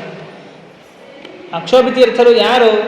ಅದನ್ನು ಕೇಳಿದ ತಕ್ಷಣ ಆ ಮಹಾ ತಪಸ್ವಿಗಳ ಬಾಯಿಂದ ಬಂದಂತಹ 4 ಶಬ್ದಗಳನ್ನು ಕೇಳಿದ ತಕ್ಷಣ ಅವರಿಗೆ ಹಿಂದಿನ ಜನ್ಮದ ಎಲ್ಲ ಸ್ಮರಣೆ ಬಂದ್ಬಿಡುತ್ತೆ. ತಾವು ಹಿಂದಿನ ಜನ್ಮದಲ್ಲಿ ಎತ್ತಾಗಿದ್ದು, ಶ್ರೀಮದಾಚಾರ್ಯರ ಶಾಸ್ತ್ರವನ್ನು ಶ್ರವಣ ಮಾಡ್ತಿದ್ದು, ಅವರ ಸಾಕ್ಷಾತ್ ಅವರ ಮುಖಾರವಿಂದದಿಂದ ಗ್ರಂಥಗಳನ್ನು ಹೊಂದಿದ್ದು ಎಲ್ಲವೂ ಕೂಡ ಅವರಿಗೆ ಸ್ಮರಣೆಗೆ ಬರುತ್ತದೆ. ಬಂದ ತಕ್ಷಣ ಅವರು ತಾವು ಹಾಕ್ಕೊಂಡಿರ್ತಕ್ಕಂಥ ಎಲ್ಲ ರಾಜವೇಷವನ್ನೆಲ್ಲ ಬಿಚ್ಚಿಟ್ಟು ಅವರ ಬಳಿ ಬಂದು ನಮಸ್ಕಾರ ಮಾಡಿ ಸಾಷ್ಟಾಂಗ ನಮಸ್ಕಾರವನ್ನು ಮಾಡ್ತಾರಂತೆ. ಮಾಡಿ ನಿಂತ್ಕೋತಾರೆ ಅಷ್ಟೇ. ಇವರೇ ಹೇಳ್ತಾರೆ ಅಕ್ಷೋಭ್ಯ ತೀರ್ಥರು, ನೋಡಪ್ಪ, ನಿನಗೆ ಆಶ್ರಮವನ್ನು ಕೊಡಬೇಕು, ಸನ್ಯಾಸಾಶ್ರಮವನ್ನು ಕೊಡಬೇಕು ಅನ್ನುವಂತಹ ದೇವರು ಆಜ್ಞೆ ಆಗಿದೆ ನನಗೆ, ನೀನು ಸ್ವೀಕಾರ ಮಾಡಬೇಕು ಅಂತ ಒಂದು ಮಾತನ್ನು ಅಕ್ಷೋಭ್ಯ ತೀರ್ಥರು ಹೇಳ್ತಾರಂತೆ. ಆಗ ಅದನ್ನು ಕೇಳಿ ಇವರಿಗೆ ಆಶ್ಚರ್ಯ ಆಗ್ತದೆ. ಸ್ವಾಮಿ, ನಾನು 20 ವರ್ಷ ನನಗೆ, ಆದರೆ ನಾನೇನೋ ಒಂದು ರಾಮಶಬ್ದನೂ ನಾನು ಕಲ್ತಿಲ್ಲ. ಕೇವಲ ಸಂಧ್ಯಾಧಿಕಂ ವೇತ್ಯ, ಸಂಧ್ಯಾವಂದನ, ಅಗ್ನಿಕಾರ್ಯ ಮತ್ತು ದೇವರ ಪೂಜೆ ಅಷ್ಟೇ ನನಗೆ ಹೇಳ್ಕೊಟ್ಟಿದ್ದಾರೆ ಅಂತಂದರೆ ಅದನ್ನಷ್ಟೇ ಮಾಡ್ತಾ ಇದ್ದೇನೆ ನಾನು. ನನಗೇನು ಬರೋದಿಲ್ಲ ವಿದ್ಯೆ. ನೀವು ಸನ್ಯಾಸಾಶ್ರಮ ಕೊಟ್ಬಿಟ್ರೆ ನಾನೇನು ಮಾಡಲಿ ಅಂತಂದರೆ, ಹೌದಾ, ಹಾಗಾದರೆ ಒಂದು ಕೆಲಸ ಮಾಡು, ಇಲ್ಲೇ ಇರು, ಇವತ್ತು ರಾತ್ರಿ ಇಲ್ಲೇ ಮಲ್ಕೋ. ನನಗಂತೂ ಶ್ರೀಮದಾಚಾರ್ಯ ಹೇಳಿದ್ದಾರೆ, ಭಗವಂತ ಸ್ವಪ್ನಲ್ಲಿ ಸೂಚನೆ ಕೊಟ್ಟಿದ್ದಾನೆ, ನಿನಗೂ ಸ್ವಪ್ನ ಆಗುತ್ತೆ. ರಾತ್ರಿಯಲ್ಲಿ ಕನಸಿನಲ್ಲಿ ಭಗವಂತ ಬಂದು ನಿನಗೆ ಸೂಚನೆಯನ್ನು ಕೊಡ್ತಾರೆ, ಇಲ್ಲೇ ಒಂದು ದಿವಸ ಮಲ್ಕೋ ಇವತ್ತು ಅಂತ ಹೇಳ್ತಾರಂತೆ. ನೋಡಿ, ಅಂದರೆ ಅಕ್ಷೋಭ್ಯ ತೀರ್ಥರು ಸ್ವಪ್ನ ಬೀಳಂತೆ ನಿನಗೆ ಅಂತ ಹೇಳಬೇಕು ಅಂತಾಗಿದ್ದರೆ ಅವ್ರಿಗೆ ಎಷ್ಟು ದೇವರ ಮೇಲೆ ವಿಶ್ವಾಸ ಇರಬೇಕು. ಯಾರಾದರೂ ಈ ರೀತಿ ಮಾತಾಡ್ಲಿಕ್ಕೆ ಸಾಧ್ಯವ? ನಿನಗೆ ಇವತ್ತು ರಾತ್ರಿ ಇಂತಹ ಕನಸು ಬೀಳುತ್ತೆ ಅಂತ ಯಾರಾದರೂ ಹೇಳಲಿಕ್ಕೆ ಸಾಧ್ಯವ? ಬಿದ್ದಿರೋ ಕನಸಿಗೆ ಏನು ಫಲ, ಇದು ಒಳ್ಳೆಯದೋ ಕೆಟ್ಟದೋ ಅಂತ ಹೇಳ್ಬೋದು. ಕನಸು ಹಿಂಗೆ ಬೀಳುತ್ತೆ ಅಂತ ಯಾರು ಹೇಳಲಿಕ್ಕೆ ಸಾಧ್ಯ? ಸರ್ವಜ್ಞರಾದವರೇ, ಮಹಾಜ್ಞಾನಿಗಳು, ಯೋಗಿಗಳೇ ಈ ಮಾತನ್ನು ಹೇಳಬೇಕು. ಅಂದರೆ ಅಕ್ಷೋಭ್ಯ ತೀರ್ಥರು ಶ್ರೀಮದಾಚಾರ್ಯರ ಸಾಕ್ಷಾತ್ ಶಿಷ್ಯರಾದವರು, ಅವರಿಗೆ ಎಷ್ಟು ಭಗವಂತನ ಮೇಲೆ ಶ್ರದ್ಧೆ, ಭಕ್ತಿ, ವಿಶ್ವಾಸ ಇದೆ ಅನ್ನೋದನ್ನು ಅವರು ಆಡಿದ ಮಾತು ಸತ್ಯ ಆಗ್ತದೆ. ಹಾಗೆ ಅವತ್ತಿನ ದಿವಸ ರಾಮದೇವರ ದರ್ಶನವನ್ನು ಮಾಡಿ ತೀರ್ಥಪ್ರಸಾದವನ್ನು ಸ್ವೀಕಾರ ಮಾಡಿ ಅಲ್ಲೇ ಮಲ್ಕೋತಾರೆ. ಆವತ್ತಿನ ದಿವಸ ರಾತ್ರಿ ರಾಮಚಂದ್ರ ಕನಸಿನಲ್ಲಿ ಬಂದು ಒಂದು ಮಾತನ್ನು ಹೇಳ್ತಾನೆ, ನೀನು ನೋಡಪ್ಪ, ನೀನು ಸಾಮಾನ್ಯ ಅಲ್ಲ, ನೀನು ವಿಶೇಷವಾಗಿ ಶ್ರೀಮದಾಚಾರ್ಯರ ಗ್ರಂಥಗಳಿಗೆ ವ್ಯಾಖ್ಯಾನವನ್ನು ಮಾಡಲಿಕ್ಕೋಸ್ಕರವಾಗಿ ಹುಟ್ಟಿರ್ತಕ್ಕಂಥವನು. ನೀನು ಗ್ರಂಥಗಳನ್ನು ರಚನೆ ಮಾಡಿದ್ರೆ ಮುಂದಿನ ಜನರು ಆ ಶ್ರೀಮದಾಚಾರ್ಯರ ಸರ್ವಮೂಲವನ್ನು ಅರ್ಥ ಮಾಡ್ಕೊಳ್ಳಿಕ್ಕೆ ಸಾಧ್ಯ. ಆದ್ದರಿಂದ ನೀನು ಈ ಕಾರ್ಯವನ್ನು ಮಾಡಬೇಕು, ಸನ್ಯಾಸವನ್ನು ಸ್ವೀಕಾರ ಮಾಡು ಅಂತ ಹೇಳಿ ರಾಮಚಂದ್ರ ಆಜ್ಞೆಯನ್ನು ಮಾಡಿದ ತಕ್ಷಣ ಬೆಳಗ್ಗೆ ಎದ್ದು ಸ್ವಾಮಿಗಳಿಗೆ ನಮಸ್ಕಾರವನ್ನು ಮಾಡಿ, ಆಗಲಿ ಸ್ವಾಮಿ, ನಾನು ಅವಶ್ಯವಾಗಿ ಆಶ್ರಮವನ್ನು ಸ್ವೀಕಾರ ಮಾಡ್ತೇನೆ, ದಯವಿಟ್ಟು ನನಗೆ ಕೊಡಿ ಅಂತ ಕೇಳ್ತಾರೆ. ಆಗ ಅಕ್ಷೋಭ ತೀರ್ಥರು ಸರಿ ಆಯಿತು ಕೊಟ್ಬಿಡ್ತೀನಿ ಅಂತ ಹೇಳೋದಿಲ್ಲ. ನಾನೇನೋ ಆಶ್ರಮ ಕೊಡಬಹುದು, ಆದರೆ ನಿಮ್ಮ ತಂದೆ ಏನು ಮಾಡ್ತಾನೆ, ನನ್ನನ್ನು ಕೊಂದೇ ಬಿಡ್ತಾನೆ. ನೀನು ಒಬ್ಬನೇ ಮಗ, ಮದುವೆ ಬೇರೆ ಆಗಿದೆ, ನಿನಗೆ ಇನ್ನು 20 ವರ್ಷದ ಮಗ, ಇಷ್ಟೆಲ್ಲ ಸಂಪತ್ತಿದೆ, ಅಧಿಕಾರ ಇದೆ, ಐಶ್ವರ್ಯ ಇದೆ, ಎಲ್ಲವೂ ಇದ್ದಾಗ ಅವನಿಗೆ ಸನ್ಯಾಸಾಶ್ರಮ ಕೊಟ್ಟುಬಿಟ್ರೆ ನಿಮ್ಮಪ್ಪನಿಗೆ ಸಿಟ್ಟು ಬರೋದಿಲ್ವಾ, ನನ್ನನ್ನು ಕೊಂದೇ ಬಿಡ್ತಾನ ಅವನು ಅಂತ ಹೇಳಿದಾಗ, ಸ್ವಾಮಿ ನೀವೇನು ಯೋಚನೆ ಮಾಡಬೇಡಿ, ನಾನು ನಮ್ಮ ತಂದೆಗೆ ಹೇಳ್ತೇನೆ, ನನ್ನ ಇಚ್ಛೆಯಿಂದಲೇ ನಾನು ಸನ್ಯಾಸಾಶ್ರಮವನ್ನು ತಗೊಂಡಿದ್ದು, ಅವರ ಒತ್ತಾಯದಿಂದ ನಾನು ತಗೊಂಡಿಲ್ಲ ಅಂತ ಹೇಳ್ತೀನಿ ಅಂತ ಹೇಳ್ತಾರೆ. ಹೌದಾ, ಹಾಗಾದರೆ ಸರಿ ಅಂತ ಹೇಳಿ ಅವತ್ತಿನ ದಿವಸನೇ ಆಶ್ರಮವನ್ನು ಕೊಡ್ತಾರೆ. ಆ ಸುದ್ದಿ ಅವರ ತಂದೆಗೆ ಯಥಾ ಪ್ರಕಾರ ಎಲ್ಲ ಸೈನಿಕರು ಹೋಗಿ ಹೇಳ್ತಾರೆ, ಈ ಥರ ಸನ್ಯಾಸಾಶ್ರಮವನ್ನು ಕೊಟ್ಬಿಟ್ಟಿದ್ದಾರೆ ಅಕ್ಷೋಭ ತೀರ್ಥರು ನಿಮ್ಮ ಮಗನಿಗೆ ಅಂತ. ಸಿಟ್ಟು ಬಂದ್ಬಿಡುತ್ತೆ ಅವ್ರಿಗೆ, ಕೆಂಡಾಮಂಡ ಸಿಟ್ಟಾಗ್ಬಿಡ್ತಾರೆ. ಮಗ ಒಬ್ಬನೇ ಮಗ ಇದ್ದಾನೆ, ಇನ್ನೂ ಅವನಿಗೆ 20 ವರ್ಷ ಆಗಿರೋದು, ನಿಷೇಕಾದಿ ಸಂಸ್ಕಾರಗಳೂ ಆಗಿಲ್ಲ, ಅಂತಹ ಸಣ್ಣ ಹುಡುಗನಿಗೆ ಇವರು ಸನ್ಯಾಸಾಶ್ರಮ ಕೊಟ್ಬಿಟ್ರ, ಯಾರನ್ನು ಕೇಳಿಕೊಟ್ರು ಅಂತ ಬಹಳ ಸಿಟ್ಟಿನಿಂದ ಕೊಂದೇ ಬಿಡೋಣ ಅಂಥೇಳಿ ಸೈನ್ಯವನ್ನು ತೊಗೊಂಬರ್ತಾರಂತೆ. ಸೈನ್ಯವನ್ನು ತೊಗೊಂಬರ್ಲಿಕ್ಕೆ ಇವರ ಹತ್ರ ಏನು ಶಸ್ತ್ರಾಸ್ತ್ರಗಳಿದೆಯಾ ಅಥವಾ ಸೈನಿಕರಿದ್ದಾರ? ಇವರು ಸನ್ಯಾಸಿಗಳು, ದೇವರ ಧ್ಯಾನವನ್ನು ಮಾಡುವಂಥವ್ರು, ಇವ್ರು ಯಾಕೆ ಶಸ್ತ್ರ ಇಟ್ಕೊಂಡು ಕೂತಿರ್ತಾರೆ? ಎಲ್ಲವನ್ನು ಬಿಟ್ಟವರು, ಅವರನ್ನು ಕೊಲ್ಲಿಕ್ಕೆ ಒಬ್ಬ ಸಾಕು, ಆದರೆ ಸೈನ್ಯವನ್ನು ತೊಗೊಂಬರ್ತಾರಂತೆ. ತೊಗೊಂಡು ಬಂದು ಅಕ್ಷೋಭ ತೀರ್ಥರು ಹೆದರಿಸ್ತಾ ಇದ್ದಾರೆ, ಏನು ಮಾಡಿದ್ದೀರಾ ನೀವು ನನ್ನ ಮಗನ್ನ? ಎಂತಹ ಒಳ್ಳೆ ನನ್ನ ಮಗ, ಅವನಿಗೆ ರಾಜ್ಯವನ್ನು ಕೊಡಬೇಕು, ನಾನು ಮುಂದೆ ಉತ್ತರಾಧಿಕಾರವನ್ನು ಕೊಡಬೇಕು ಅಂತ ಅಂದ್ಕೊಂಡಿದ್ದೆ, ಇಂತಹ ದುಷ್ಟ ಕೆಲಸವನ್ನು ಮಾಡಿದ್ದೀರಲ್ಲ ನೀವು ಅಂತ ಹೇಳಿ ಈಗಿನ ತಂದೆ ತಾಯಿಗಳು ಮಕ್ಕಳಿಗೆ ಪಾಠಕ್ಕೆ ಕಳಿಸಿ ಅಂತಂದರೆ ಈ ರೀತಿ ಮಾತನಾಡ್ತಾರೆ. ಅಯ್ಯೋ ನನ್ನ ಮಗ ಪಾಠಕ್ಕೆ ಹೋಗ್ಬಿಟ್ರೆ ಹಾಳಾಗಿ ಹೋಗ್ಬಿಡ್ತಾನೆ ಅನ್ನುವಂತಹ ಭ್ರಾಂತಿಯಿಂದ ಮಾತಾಡ್ತಿರ್ತಾರೆ ಕೆಲವರು. ಎಲ್ಲ ಪಾಪ ಸಾಮಾನ್ಯರು ಎಲ್ಲರೂ ಒಳ್ಳೆ ಸಂಸ್ಕಾರ ಕೊಡಬೇಕು ಅಂತ ಕಳಿಸ್ತಾರೆ, ಕೆಲವರು ಮಾತ್ರ ಈ ರೀತಿಯಾಗಿ ವಿಚಾರ ಮಾಡ್ತಾರೆ. ಹಾಗೆ ಆ ರಘುನಾಥರಾಯ ಹೇಳ್ತಾನಂತೆ. ಅದನ್ನು ಕೇಳಿದಾಗ ಅಕ್ಷೋಭ ತೀರ್ಥರು ಹೇಳ್ತಾರೆ, ನಾನೇನು ಕೊಟ್ಟಿಲ್ಲಪ್ಪ, ಅವನೇ ನಿನ್ನ ಮಗ ಕೇಳ್ದ ಅಂತ ಕೊಟ್ಟೆ, ಬೇಕಾದ್ರೆ ವಾಪಸ್ ಕರ್ಕೊಂಡು ಹೋಗ್ಬಿಡು ಅಂತ. ನೋಡಿ, ಅಂದರೆ ಅವರಿಗೆ ವಿಶ್ವಾಸ, ಇವನು ಸಂಸಾರಕ್ಕೆ ಯೋಗ್ಯನಲ್ಲ, ಸನ್ಯಾಸಕ್ಕೆ ಯೋಗ್ಯ, ವಾಪಸ್ ಬಂದೇ ಬರ್ತಾನೆ ಅನ್ನುವಂತಹ ವಿಶ್ವಾಸದಿಂದ ಆ ರೀತಿಯಾಗಿ ಮಾತನಾಡ್ತಾರಂತೆ ಅಕ್ಷೋಭ ತೀರ್ಥರು. ಹೌದಾ, ಹಾಗಾದರೆ ಸರಿ ಅಂತ ಹೇಳಿ ತನ್ನ ಮಗನನ್ನು ದರ ಹೇಳ್ಕೊಂಡು ಹೋಗ್ಬಿಡ್ತಾರೆ. ನೀತ್ವಾ ಪುತ್ರಂ ಸ ಹರ್ಷಾದಥ ಸುರತ ಗೃಹಂ ರಮ್ಯಂ ಆವೇಶಯಿತ್ವ. ತಕ್ಷಣ ಮನೆಗೆ ಕರ್ಕೊಂಡು ಹೋಗಿ, ಇವನಿಗೆ ಸಂಸಾರದ ರುಚಿನೂ ಗೊತ್ತಿಲ್ಲ, ಅದನ್ನು ತೋರಿಸ್ಬಿಟ್ರೆ ಎಲ್ಲ ಸರಿ ಹೋಗ್ಬಿಡುತ್ತೆ ಅಂತ ಹೇಳಿ ಒಳ್ಳೆ ತನ್ನ ಕೊಠಡಿಯನ್ನು ಅಲಂಕರಿಸಿ ತನ್ನ ಹೆಂಡತಿಯ ಸ್ಪರ್ಶ ಆಗಿರೋದಿಲ್ಲ, ಅದಾಗಬೇಕು, ಸಂಸ್ಕಾರ ಆಗಬೇಕು ಅಂತ ಹೇಳಿ ಹೆಂಡತಿಯನ್ನು ಭಾರ್ಯಾಂ ತಸ್ಯ ಅಧಿಷತ್ಸ ಯತಿ ನಿಕಟಮಗ ಕಾಮಬಾಣೇನ ಚಾರ್ಥ. ಗಂಡನ ಸಂಘವನ್ನು ಮಾಡಬೇಕು ಅಂತ ಹೆಂಡತಿ ಬರ್ತಾಳೆ. ಬಂದಾಗ ಅವಳಿಗೆ ಬಹಳ ಭಯ ಆಗ್ಬಿಡುತ್ತೆ. ಏನಾಗುತ್ತೆ, ಏನು ನೋಡ್ತಾಳೆ ಅವಳು ಅಂತಂದರೆ, ತಪ್ತಾ ತತ್ ಕಾಂತಿ ಪುಂಜಾದ್ಯತಿವರ ತಿಲಕಂ ವೀಕ್ಷಿತು ನಾಶಕತ್ಸ ಪ್ರಾವೋಚದ್ ಬಂಧುವರ್ಗಂ ಯತಿವರ ತಿಲಕಂ ವೀಕ್ಷಿತು ನಾಸ್ಮಿ ಶಕ್ತ. ಆ ಕೊಠಡಿ ಒಳಗಡೆ ಹೋಗಿ ನೋಡಿದ್ರೆ ಜಗ್ಗಂತ ದೊಡ್ಡ ಪ್ರಕಾಶ, ಬೆಳಕು, ಅವರ ಮುಖವನ್ನೇ ನೋಡ್ಲಿಕ್ಕೆ ಆಗ್ತಾ ಇಲ್ಲ, ಅಷ್ಟು ತೇಜಸ್ಸು ಅವ್ರ ಮುಖದಿಂದ ಬರ್ತಾ ಇದೆ. ತಕ್ಷಣ ಹೊರಗಡೆ ಬಂದು ಎಲ್ಲ ಸಂಬಂಧಿಕರಿಗೆಲ್ಲ ಹೇಳ್ತಾಳಂತೆ, ನಾನು ಅವ್ರ ಮುಖವನ್ನೇ ನೋಡ್ಲಿಕ್ಕೆ ಆಗ್ತಾ ಇಲ್ಲ, ಅಷ್ಟು ಪ್ರಕಾಶ ಬರ್ತಾ ಇದೆ ಅವ್ರ ಮುಖದಿಂದ ಅಂತಂದಾಗ ಅವರು ಎಲ್ಲ ಬಂದು ನೋಡಿದಾಗ ಆ ಪ್ರಕಾಶದಿಂದ ಹೊಳಿತಾ ಇದ್ದಾರೆ, ಕೂತಿದ್ದಾರೆ ಅವರು ಒಳಗೆ. ತಕ್ಷಣ ಅವರಿಗೆ ಭಯ ಆಗಿ, ಓ ಇವನು ನನ್ನ ಮಗ ಅಲ್ಲ, ನನ್ನ ಮಗನಾಗ್ಲಿಕ್ಕೆ ಯೋಗ್ಯ ಅಲ್ಲ, ಸನ್ಯಾಸವೇ ಇವನಿಗೆ ಅಕ್ಷೋಭ ತೀರ್ಥರು ಸನ್ಯಾಸ ಕೊಟ್ಟಿದ್ದಾರೆ, ಅದರಿಂದ ಈ ಎಲ್ಲ ಪ್ರಭಾವ ಆಗಿದೆ, ವಾಪಸ್ ಅವನು ಅಲ್ಲೇ ಕಳಿಸ್ಬೇಕು ಅಂತ ಹೇಳಿ ಯೋಗ್ಯ ಸಂಘರ್ಷ ನಾಯಂ ಯೋಗ್ಯ ಸಂಘರ್ಷಣಾರ್ಥಂ ದ್ವಿಧಿ ನಿಗದಿತವಾನ್ ಹಂಸರಾಜಂ ಸಭೂಪಃ. ಇವನು ಸ್ತ್ರೀಸಂಗವನ್ನು ಮಾಡಲಿಕ್ಕೆ ಯೋಗ್ಯ ಅಲ್ಲ, ಅಯೋಗ್ಯನಾದವನು, ಸನ್ಯಾಸಕ್ಕೆ ಯೋಗ್ಯನಾಗಿದ್ದಾನೆ ಅಂತ ಹೇಳಿ ಮತ್ತೆ ಪುನಃ ಬಂದು ಅಕ್ಷೋಭ ತೀರ್ಥರಿಗೆ ನಮಸ್ಕಾರವನ್ನು ಮಾಡಿ ಅವರು ಪ್ರಾರ್ಥನೆಯನ್ನು ಮಾಡುತ್ತಾರಂತೆ, ಸ್ವಾಮಿ ದಯವಿಟ್ಟು ತಪ್ಪಾಯಿತು, ಕ್ಷಮಾ ಮಾಡಿ, ನಿಮ್ಮ ಒಂದು ಆಜ್ಞೆಯನ್ನು ಮೀರಿ ನಾನು ಮಗನನ್ನು ಕರ್ಕೊಂಡು ಹೋಗಿದ್ದೇನೆ, ವಾಪಸ್ ನಿಮಗೆ ತಂದು ಬಿಡ್ತಿದ್ದೀನಿ ಅಂತ ಹೇಳಿ ಅವರಿಗೆ ಸಮರ್ಪಣೆಯನ್ನು ಮಾಡ್ತಾರೆ. ಒಬ್ಬ ಮಗ ಇದ್ದ, ಅವನು ಸನ್ಯಾಸ ತೊಗೊಂಡ್ಬಿಟ್ಟ, ಮತ್ತು ನಮ್ಮ ಗತಿ ಏನು ಅಂತ ಹೇಳಿ ಬಹಳ ದುಃಖದಿಂದ ಒದ್ದಾಡ್ತಾ ಇರಬೇಕಾದ್ರೆ ದೊಡ್ಡ ಸನ್ಯಾಸಿಗಳವರು ಜಯತೀರ್ಥರು ಅಂತ ನಾಮಕರಣ ಮಾಡಿರ್ತಾರೆ ಅವ್ರು ಹೇಳ್ತಾರಂತೆ, ನೀವೇನು ಯೋಚನೆ ಮಾಡಬೇಡಿ, ನಿಮಗೆ ಇನ್ನೊಬ್ಬ ಮಗ ಹುಡ್ತಾನೆ, ಅವನು ನಿಮ್ಮ ಎಲ್ಲ ಜವಾಬ್ದಾರಿಗಳನ್ನು ಅಧಿಕಾರವನ್ನು ವಹಿಸ್ತಾನೆ, ನಿಮಗೆ ಸಂತೋಷವನ್ನು ಕೊಡ್ತಾನೆ ಅವನು ಅಂತ ಹೇಳಿ ಅನುಗ್ರಹವನ್ನು ಮಾಡಿ ಕಳಿಸ್ತಾರಂತೆ. ಹೇಗೆ ಶ್ರೀಮದಾಚಾರ್ಯರ ಕಥೆಯಲ್ಲೂ ಇದೇ ಒಂದು ಸಂಗತಿಯನ್ನು ನಾವು ನೋಡ್ತೇವೆ. ಶ್ರೀಮದಾಚಾರ್ಯರು ಕೂಡ ನಾವು ಸನ್ಯಾಸವನ್ನು ತಗೋಬೇಕು ಅಂತಂದರೆ ಅವರ ತಂದೆ ತಾಯಿಗಳು ವಿರೋಧವನ್ನು ಮಾಡ್ತಾರೆ, ಬೇಡ ಬೇಡ ಬೇಡ ಅಂತಾರೆ. 12 ವರ್ಷಗಳ ಕಾಲ ಸತತವಾಗಿ ತಪಸ್ಸನ್ನು ಮಾಡಿ ಪಡೆದಿರ್ತಕ್ಕಂತಹ ಮಗ, ಆ ಮಗನ ಮೇಲೆ ಅಷ್ಟು ಅಭಿಮಾನ ಅವರಿಗೆ, ಸನ್ಯಾಸವನ್ನು ತಗೋಬೇಡ, ನಮಗೆ ಇರೋನೇ ಇನ್ನೊಬ್ಬ ಮಗ ಅಂತ ಹೇಳಿ ಎಷ್ಟು ಹೇಳ್ತಾರೆ. ಆಗ ಅವರು ಹೇಳ್ತಾರಂತೆ, ನೀವು ಏನು ಯೋಚನೆ ಮಾಡಬೇಡಿ, ನಿಮಗೆ ಇನ್ನೊಬ್ಬ ಮಗ ಹುಡ್ತಾನೆ, ಅವರು ನಿಮ್ಮನ್ನು ಸಾಕ್ತಾನೆ, ನಿಮ್ಮ ಎಲ್ಲ ಕ್ರಿಯೆಗಳನ್ನು ನೀವು ಹೋದರೆ ಅಂತ್ಯಕ್ರಿಯೆಗಳನ್ನು ಮಾಡಲಿಕ್ಕೆ ನಿಮಗೆ ಇನ್ನೊಬ್ಬ ಮಗ ಹುಡ್ತಾನೆ ಅಂತ ಹೇಳಿ ಅನುಗ್ರಹವನ್ನು ಮಾಡಿದಾಗ ಅಲ್ಲಿ ವಿಷ್ಣುತೀರ್ಥರು ಅವತಾರ ಮಾಡ್ತಾರೆ. ಹಾಗೆ ಇಲ್ಲೂ ಕೂಡ ಅವರು ಹೇಳ್ತಾರೆ ಸರಿ ಅಂತ ಅವರು ವಾಪಸ್ ಹೋಗ್ತಾರಂತೆ. ಈ ಕಡೆ ಅಕ್ಷೋಭ್ಯತೀರ್ಥರ ಹತ್ರ ಎಲ್ಲ ರೀತಿಯಾದಂತಹ ಶಾಸ್ತ್ರ ಪಾಠಗಳನ್ನು ಅಧ್ಯಯನವನ್ನು ಮಾಡ್ತಾರೆ. ಶುಕವತ್ ಶಿಕ್ಷಿತಸ್ಯಮೇ, ಅಕ್ಷೋಭ್ಯತೀರ್ಥರ ಸ್ತೋತ್ರವನ್ನು ಮಾಡಬೇಕಾದ್ರೆ ಗಿಳಿಯ ಪಾಠವನ್ನು ಹೇಳುವ ಹಾಗೆ ನನಗೆ ಪಾಠ ಹೇಳಿದ್ದಾರೆ ಅಕ್ಷೋಭ್ಯತೀರ್ಥರು, ಅಂಥವರಿಗೆ ನಮಸ್ಕಾರ ಮಾಡ್ತೇನೆ ಅಂತ ತಮ್ಮ ಗ್ರಂಥದ ಮಂಗಲಾಚರಣೆಯಲ್ಲಿ ಟೀಕಾಕೃತ್ಪಾದರು ಬರೀತಾರೆ. ಅಂತಹ ಅಕ್ಷೋಭ್ಯತೀರ್ಥರು ಸಾಮಾನ್ಯರಲ್ಲ ಅವರು. ಇಬ್ಬರು ಬ್ರಾಹ್ಮಣರು ಏನೋ ಒಂದು ಜಗಳವನ್ನು ಮಾಡಿ ಅಚಾತುರ್ಯದಿಂದ ಬ್ರಹ್ಮಹತ್ಯವನ್ನು ಮಾಡಿಬಿಟ್ಟಿರ್ತಾರೆ. ಆ ಬ್ರಹ್ಮಹತ್ಯವನ್ನು ಕಳ್ಕೋಬೇಕು ಅಂತ ಹೇಳಿ ಅಕ್ಷೋಭ್ಯತೀರ್ಥರ ಹತ್ರ ಬರ್ತಾರೆ. ಬಂದು ಪ್ರಾರ್ಥನೆ ಮಾಡಿ, ಸ್ವಾಮಿ ನಾವು ಮಾಡಬಾರದಂತಹ ಪಾಪಕರ್ಮವನ್ನು ಮಾಡಿದ್ದೇವೆ, ಬ್ರಹ್ಮಹತ್ಯ, ಒಬ್ಬ ಬ್ರಾಹ್ಮಣನ ಕೊಂದುಬಿಟ್ಟಿದ್ದೀವಿ, ನಮಗೆ ಬ್ರಹ್ಮಹತ್ಯ ಶಾಪ ಬಂದಿದೆ, ದೋಷ ಬಂದಿದೆ, ಪಾಪ, ಅದನ್ನು ಪರಿಹಾರ ಮಾಡಿ ಅಂತ ಕೇಳಿದಾಗ ಅಕ್ಷೋಭ್ಯತೀರ್ಥರು ಕೇವಲ ಶಂಖೋದಕವನ್ನು ಪ್ರೋಕ್ಷಣೆ ಮಾಡಿ ಅದನ್ನು ಪರಿಹಾರ ಮಾಡ್ತಾರಂತೆ.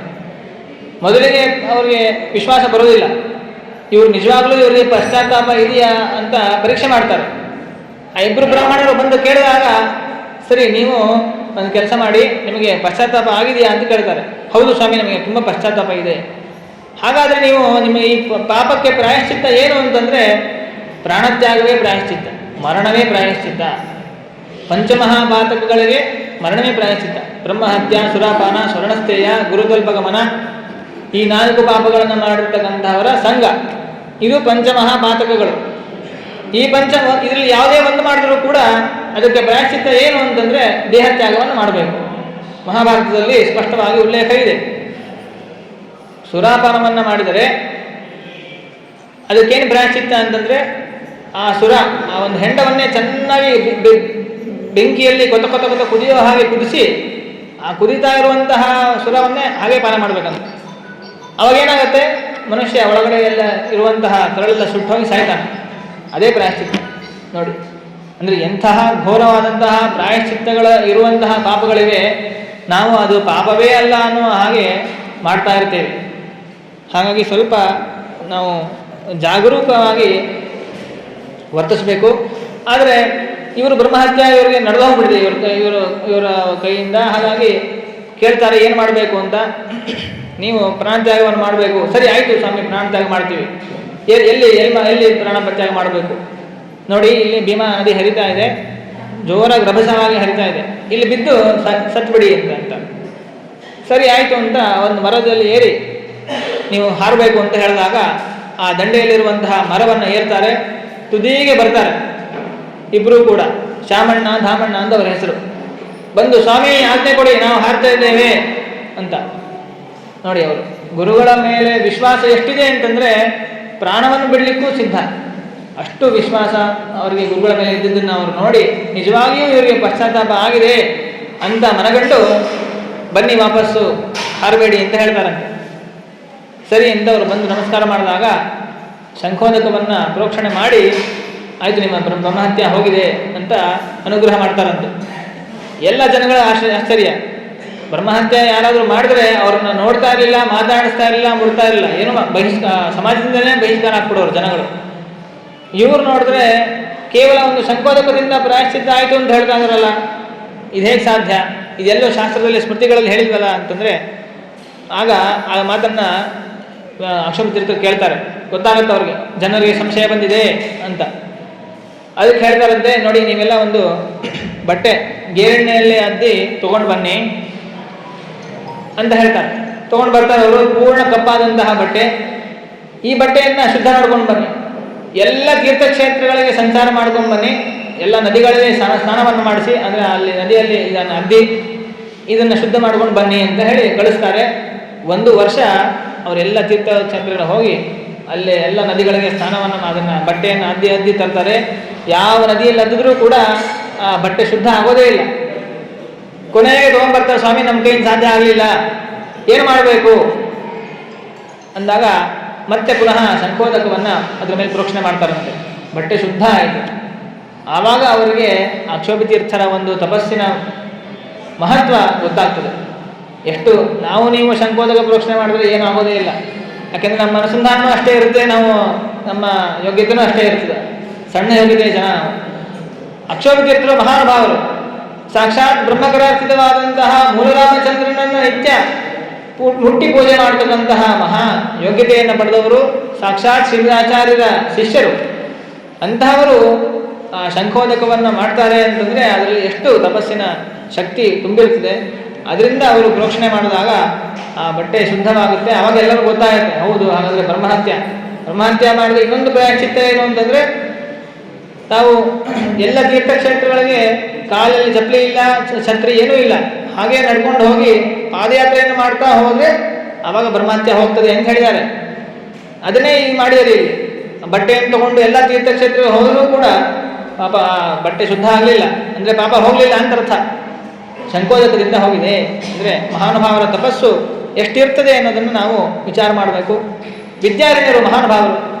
ವಿದ್ಯಾರಣ್ಯರು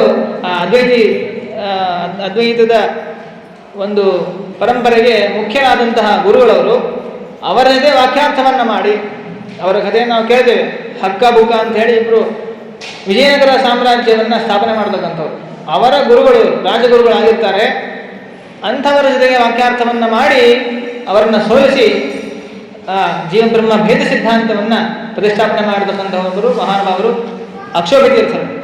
ಅವರ ಶಿಷ್ಯರಾಗಿ ಟೀಕಾಕೃತ್ಪಾದರು ಶಿಷ್ಯತ್ವವನ್ನು ವಹಿಸ್ತಾರೆ.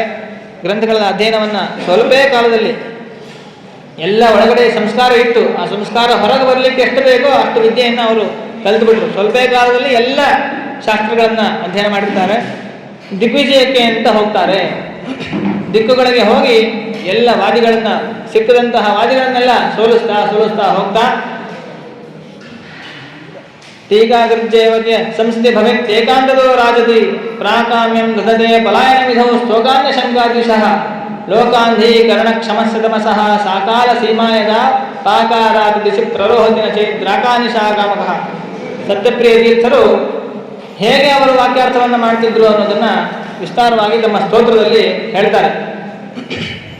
ಎಲ್ಲ ವಾದಿಗಳು ಬರುವಂತಹ ಎಲ್ಲ ಪರಮತೀಯ ವಾದಿಗಳನ್ನು ನಿಗ್ರಹ ಮಾಡ್ತಾ, ಸೋಲಿಸ್ತಾ, ಜಯಪತ್ರವನ್ನು ಸಂಪಾದನೆ ಮಾಡ್ತಾ ದಿಗ್ವಿಜಯವನ್ನು ಮಾಡ್ತಾರೆ. ಮಾಡಿ ಅಲ್ಲಲ್ಲಿರುವಂತಹ ಗ್ರಂಥಾಲಯಗಳು, ಆ ಗ್ರಂಥಾಲಯಕ್ಕೆ ಹೋಗಿ ಅಲ್ಲಿ ಪರಮತದ ಪುಸ್ತಕವನ್ನೆಲ್ಲ ಅವಲೋಕನ ಮಾಡಿ, ಮುಖ್ಯವಾಗಿ ತಕ್ಷಶಿಲಾ ಆ ನಳಂದ ಯೂನಿವರ್ಸಿಟಿಯಿಂದ ನಾವು ಏನು ಕೇಳ್ತೇವೆ ಆ ಕಾಲದಲ್ಲಿ ಇತ್ತದು. ಅಲ್ಲಿ ಒಬ್ಬ ಬೌದ್ಧ ಪ್ರಾಂಶುಪಾಲರಾಗಿರ್ತಾರೆ. ಬೌದ್ಧರದೇ ಅದು ಸಂಸ್ಥೆ, ತಕ್ಷಶಿಲಾ ವಿಶ್ವವಿದ್ಯಾಲಯ. ಅಲ್ಲಿ ಅವರು ಏನೋ ಒಂದು ತನಗೆ ವೈಯಕ್ತಿಕವಾದ ಕೆಲಸದಿಂದ ಸ್ವಲ್ಪ ವರ್ಷ ಅಧಿಕಾರವನ್ನು ಬಿಟ್ಟು ಹೋಗಬೇಕಾಗಿರುತ್ತೆ. ಆದರೆ ಈ ಒಂದು ಉತ್ತಮ ಸ್ಥಾನದಲ್ಲಿ ಯಾರನ್ನ ಕೂಡಿಸ್ಬೇಕು ಅಂತ ಹುಡುಕ್ತಾ ಇರ್ತಾನೆ ಅವನು. ಕಾಮದೇವ ಅಂತ ಅವನ ಹೆಸರು. ಈ ಸಂಚಾರ ಮಾಡುವಂತಹ ಟೀಕಾಕೃತ್ಪಾದರನ್ನು ನೋಡಿ ಇವರೇ ಇದಕ್ಕೆ ನಿಜವಾದಂತಹ ಯೋಗ್ಯರಾದವರು ಅಂತ ಹೇಳಿ 1 ವರ್ಷಗಳ ಕಾಲ ನೀವು ಇಲ್ಲಿ ಪ್ರಾಂಶುಪಾಲರಾಗಿರಬೇಕು ಅಂತ ಹೇಳಿ ಪ್ರಾರ್ಥನೆ ಮಾಡಿದಾಗ ಅವರು ಅಲ್ಲಿ ಇರ್ತಾರೆ. ಇದ್ದಾಗ ಅಲ್ಲಿರುವ ಎಲ್ಲ ಅನ್ಯಮತದ ಗ್ರಂಥಗಳನ್ನೆಲ್ಲ ಅಧ್ಯಯನ ಮಾಡ್ತಾರೆ. ಅಧ್ಯಯನ ಮಾಡಿ ತಮ್ಮ ತಲೆಯೊಳಗಡೆ ಅದನ್ನು ಧಾರಣೆ ಮಾಡ್ತಾರೆ.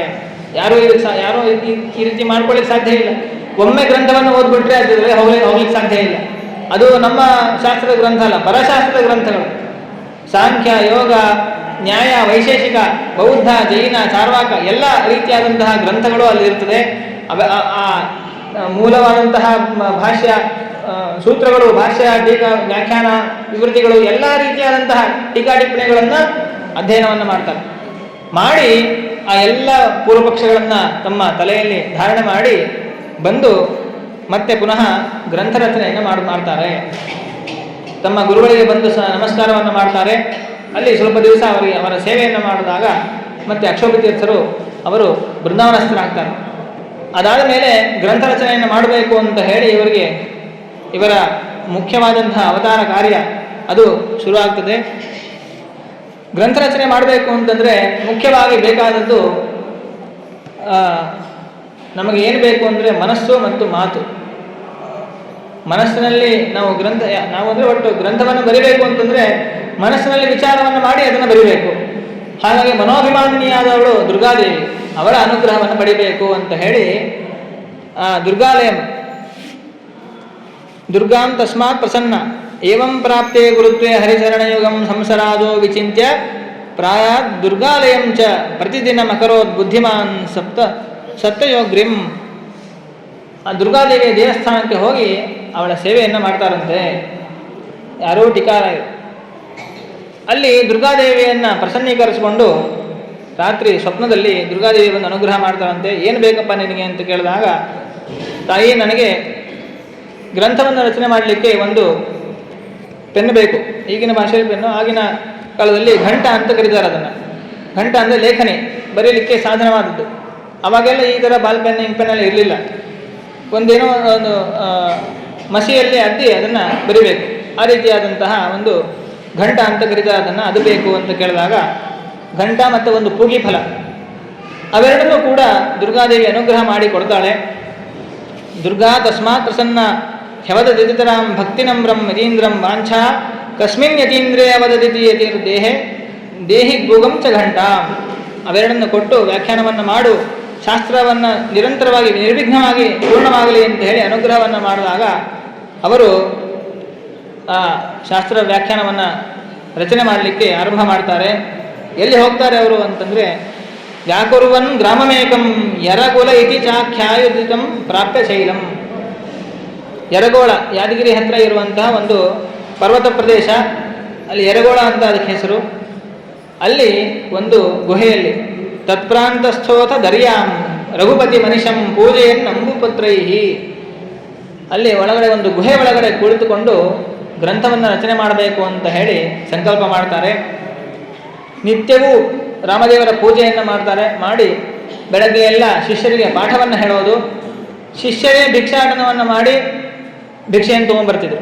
ಏನು ಭಿಕ್ಷೆ ಅಂತಂದರೆ ಅದನ್ನು ಹೇಳ್ತಾರೆ, ಯಾವನಾಲಂ ತತ್ಪ್ರಾಂತಸ್ಥೋ ದರ್ಯಾಂ ರಘುಪತಿ ಮನಿಷಂ ಪೂಜೆ ನಮ್ಮಪುತ್ರೈಹಿ ಅನ್ನ ಶಿಷ್ಯೋಪನೀತಾದ್ಯತಿವರ ತಿಲಕಃ ಯಾವನಾಲಾದುವಾಸ. ಕೇವಲ ಒಂದು ಜೋಳದ ಗಂಜಿ 4 ಮನೆಗೆ ಭಿಕ್ಷೆಯನ್ನು ಬೇಡಿ ಅವತ್ತಿಗೆ ಇವತ್ತು ನಾಳೆ ನಾಡಿದ್ದು ಒಂದು ವರ್ಷ ಆಗುವಷ್ಟೆಲ್ಲ ಸಂಪತ್ತನ್ನು ಒಟ್ಟಿಗೆ ಸಂಗ್ರಹ ಮಾಡಿ ತೊಗೊಂಬಂದ್ಬಿಡ್ತಿದ್ರು ಅಂತ ಅರ್ಥ ಅಲ್ಲ. ಅವತ್ತು ಎಷ್ಟು ಬೇಕೋ ಅಷ್ಟು ಶಿಷ್ಯರಿಗೆ ಮತ್ತು ಸ್ವಾಮಿಗಳಿಗೆ ಎಷ್ಟು ಹೊಟ್ಟೆ ತುಂಬಲಿಕ್ಕೆ ಎಷ್ಟು ಬೇಕೋ. ಹೊಟ್ಟೆ ತುಂಬೋದು ಅಂತಂದರೆ ಯತಿಗಳು 8 ತುತ್ತನ್ನಷ್ಟೇ ತಿನ್ನಬೇಕು ಅಂತ ಇದೆ ಶಾಸ್ತ್ರದಲ್ಲಿ. ಅಷ್ಟಕ್ಕೆ ಅವರು ಭಿಕ್ಷೆಯನ್ನು ಬೇಡಿ ತರ್ತಾ ಇದ್ರು. ತಂದದ್ದನ್ನು ರಾಮದೇವರಿಗೆ ನೈವೇದ್ಯವನ್ನು ಮಾಡಿ ಶಿಷ್ಯರಿಗೆ ಭೋಜನವನ್ನು ನಾವು ಕೂಡ ಮಾಡಿ ಅಷ್ಟೇ ಸ್ವೀಕಾರ ಮಾಡಿ ಆ ಗ್ರಂಥ ರಚನೆಯನ್ನು ಮಾಡ್ತಾಯಿದ್ರು.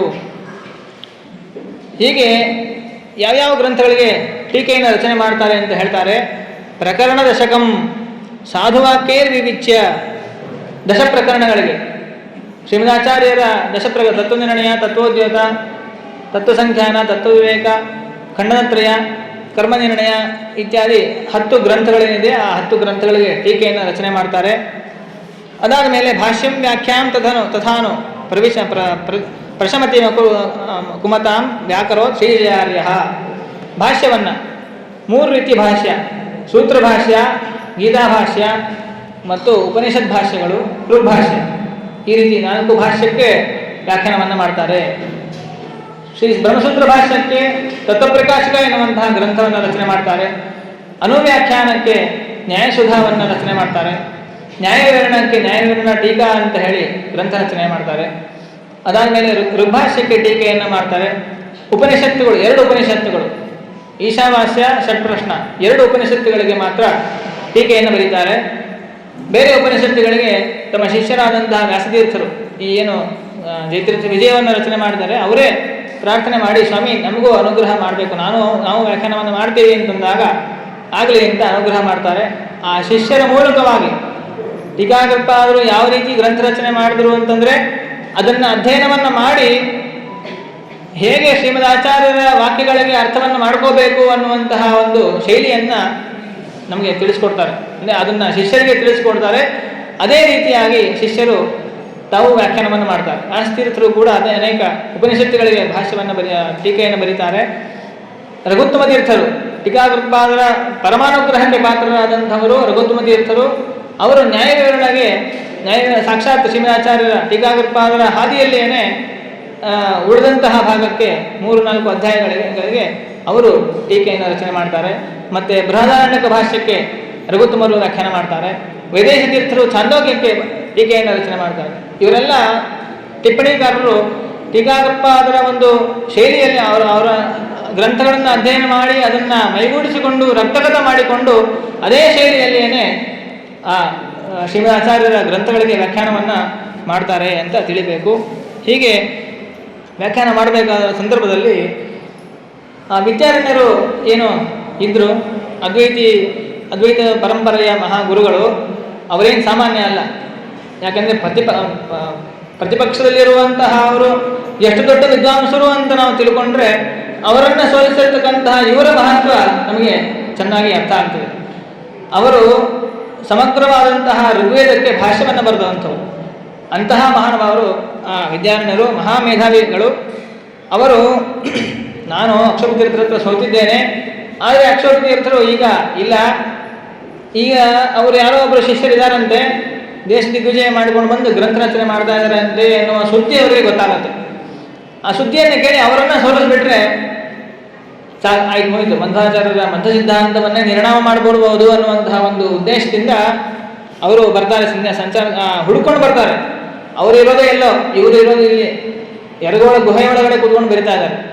ಆ ಯರಗೋಳಕ್ಕೆ ಬರ್ತಾರೆ ಅವರು, ಇವರನ್ನು ಹುಡ್ಕೊಂಡು ಬರ್ತಾರೆ. ಆಗಿನ ಕಾಲದಲ್ಲಿ ಏನು ಫೇಸ್ಬುಕ್ಕು ವಾಟ್ಸಪ್ ಏನೂ ಇರಲಿಲ್ಲ, ಹೇಗೆ ಅವರ ಲೊಕೇಶನ್ನ ಕಂಡುಹಿಡಿಯೋದು? ಆದರೂ ಕೂಡ ಅವರು ಕಷ್ಟಪಟ್ಟು ಬರ್ತಾರೆ. ಬಂದು ಹುಡುಕಿಕೊಂಡು ಬಂದಾಗ ಗುಹೆ ಒಳಗಡೆ ಅವರು ಕೂತಿರ್ತಾರಂತೆ. ಏನು ಬರಿತಾ ಇದ್ದೀರಿ ಅಂತ ಕೇಳಿದಾಗ ಟೀಕಾರಾಯರು ಶ್ರೀಮದಾಚಾರ್ಯರ ಪ್ರಮಾಣ ಲಕ್ಷಣಕ್ಕೆ ವ್ಯಾಖ್ಯಾನವನ್ನು ರಚನೆ ಮಾಡ್ತಾ ಇರ್ತಾರೆ. ಆ ಪ್ರಮಾಣ ಲಕ್ಷಣ ಗ್ರಂಥವನ್ನು ಅವರಿಗೆ ಕೊಡ್ತಾರಂತೆ. ಕೊಟ್ಟಾಗ ಅದನ್ನು ಓದಿ ಒಂದು ಮಾತು ಹೇಳ್ತಾರೆ. ಅವ್ರಿಗೆ ಅರ್ಥ ನಿಮಗೆ ನೋಡಿ, ಈ ವಾಕ್ಯಗಳಿಗೆ ಸಂಗತಿ ನಿಮಗೇನಾದರೂ ಗೊತ್ತಾಗತ್ತಾ ಅಂತ ಹೇಳಿ ಟೀಕಾರಾಯರು ಹೇಳ್ತಾರಂತೆ. ಅದನ್ನು ಓದಿ ಅವ್ರಿಗೆ ಅರ್ಥ ಆಗೋದೇ ಇಲ್ಲ. ಅಲ್ಲಿ ಯಾಕೆ ಶ್ರೀಮದಾಚಾರ್ಯ ಈ ಥರ ಬರಿತಾ ಇದ್ದಾರೆ? ಬಾಲವಾಕ್ಯನ ಕಿಮ್ಮೆ, ಇದೇನು ಒಂದು ಸಣ್ಣ ಹುಡುಗರ ಮಾತಿದ್ದಂಗಿದೆ ಇದು. ಹಿಂದಿನ ವಾಕ್ಯಕ್ಕೂ ಮುಂದಿನ ವಾಕ್ಯಕ್ಕೂ ಏನು ಅರ್ಥನೇ ಸಂಗತಿನೇ ಗೊತ್ತಾಗ್ತಾ ಇಲ್ಲ. ಈ ರೀತಿ ಅಸಂಬದ್ಧವಾಗಿ ಯಾರಾದರೂ ಬರೀತಾರ? ಅಂತಹ ವಾಕ್ಯಗಳಿದೆ ಇದು ಅಂತ ಹೇಳಿ ಅಪಹಾಸವನ್ನು ಮಾಡ್ತಾರೆ.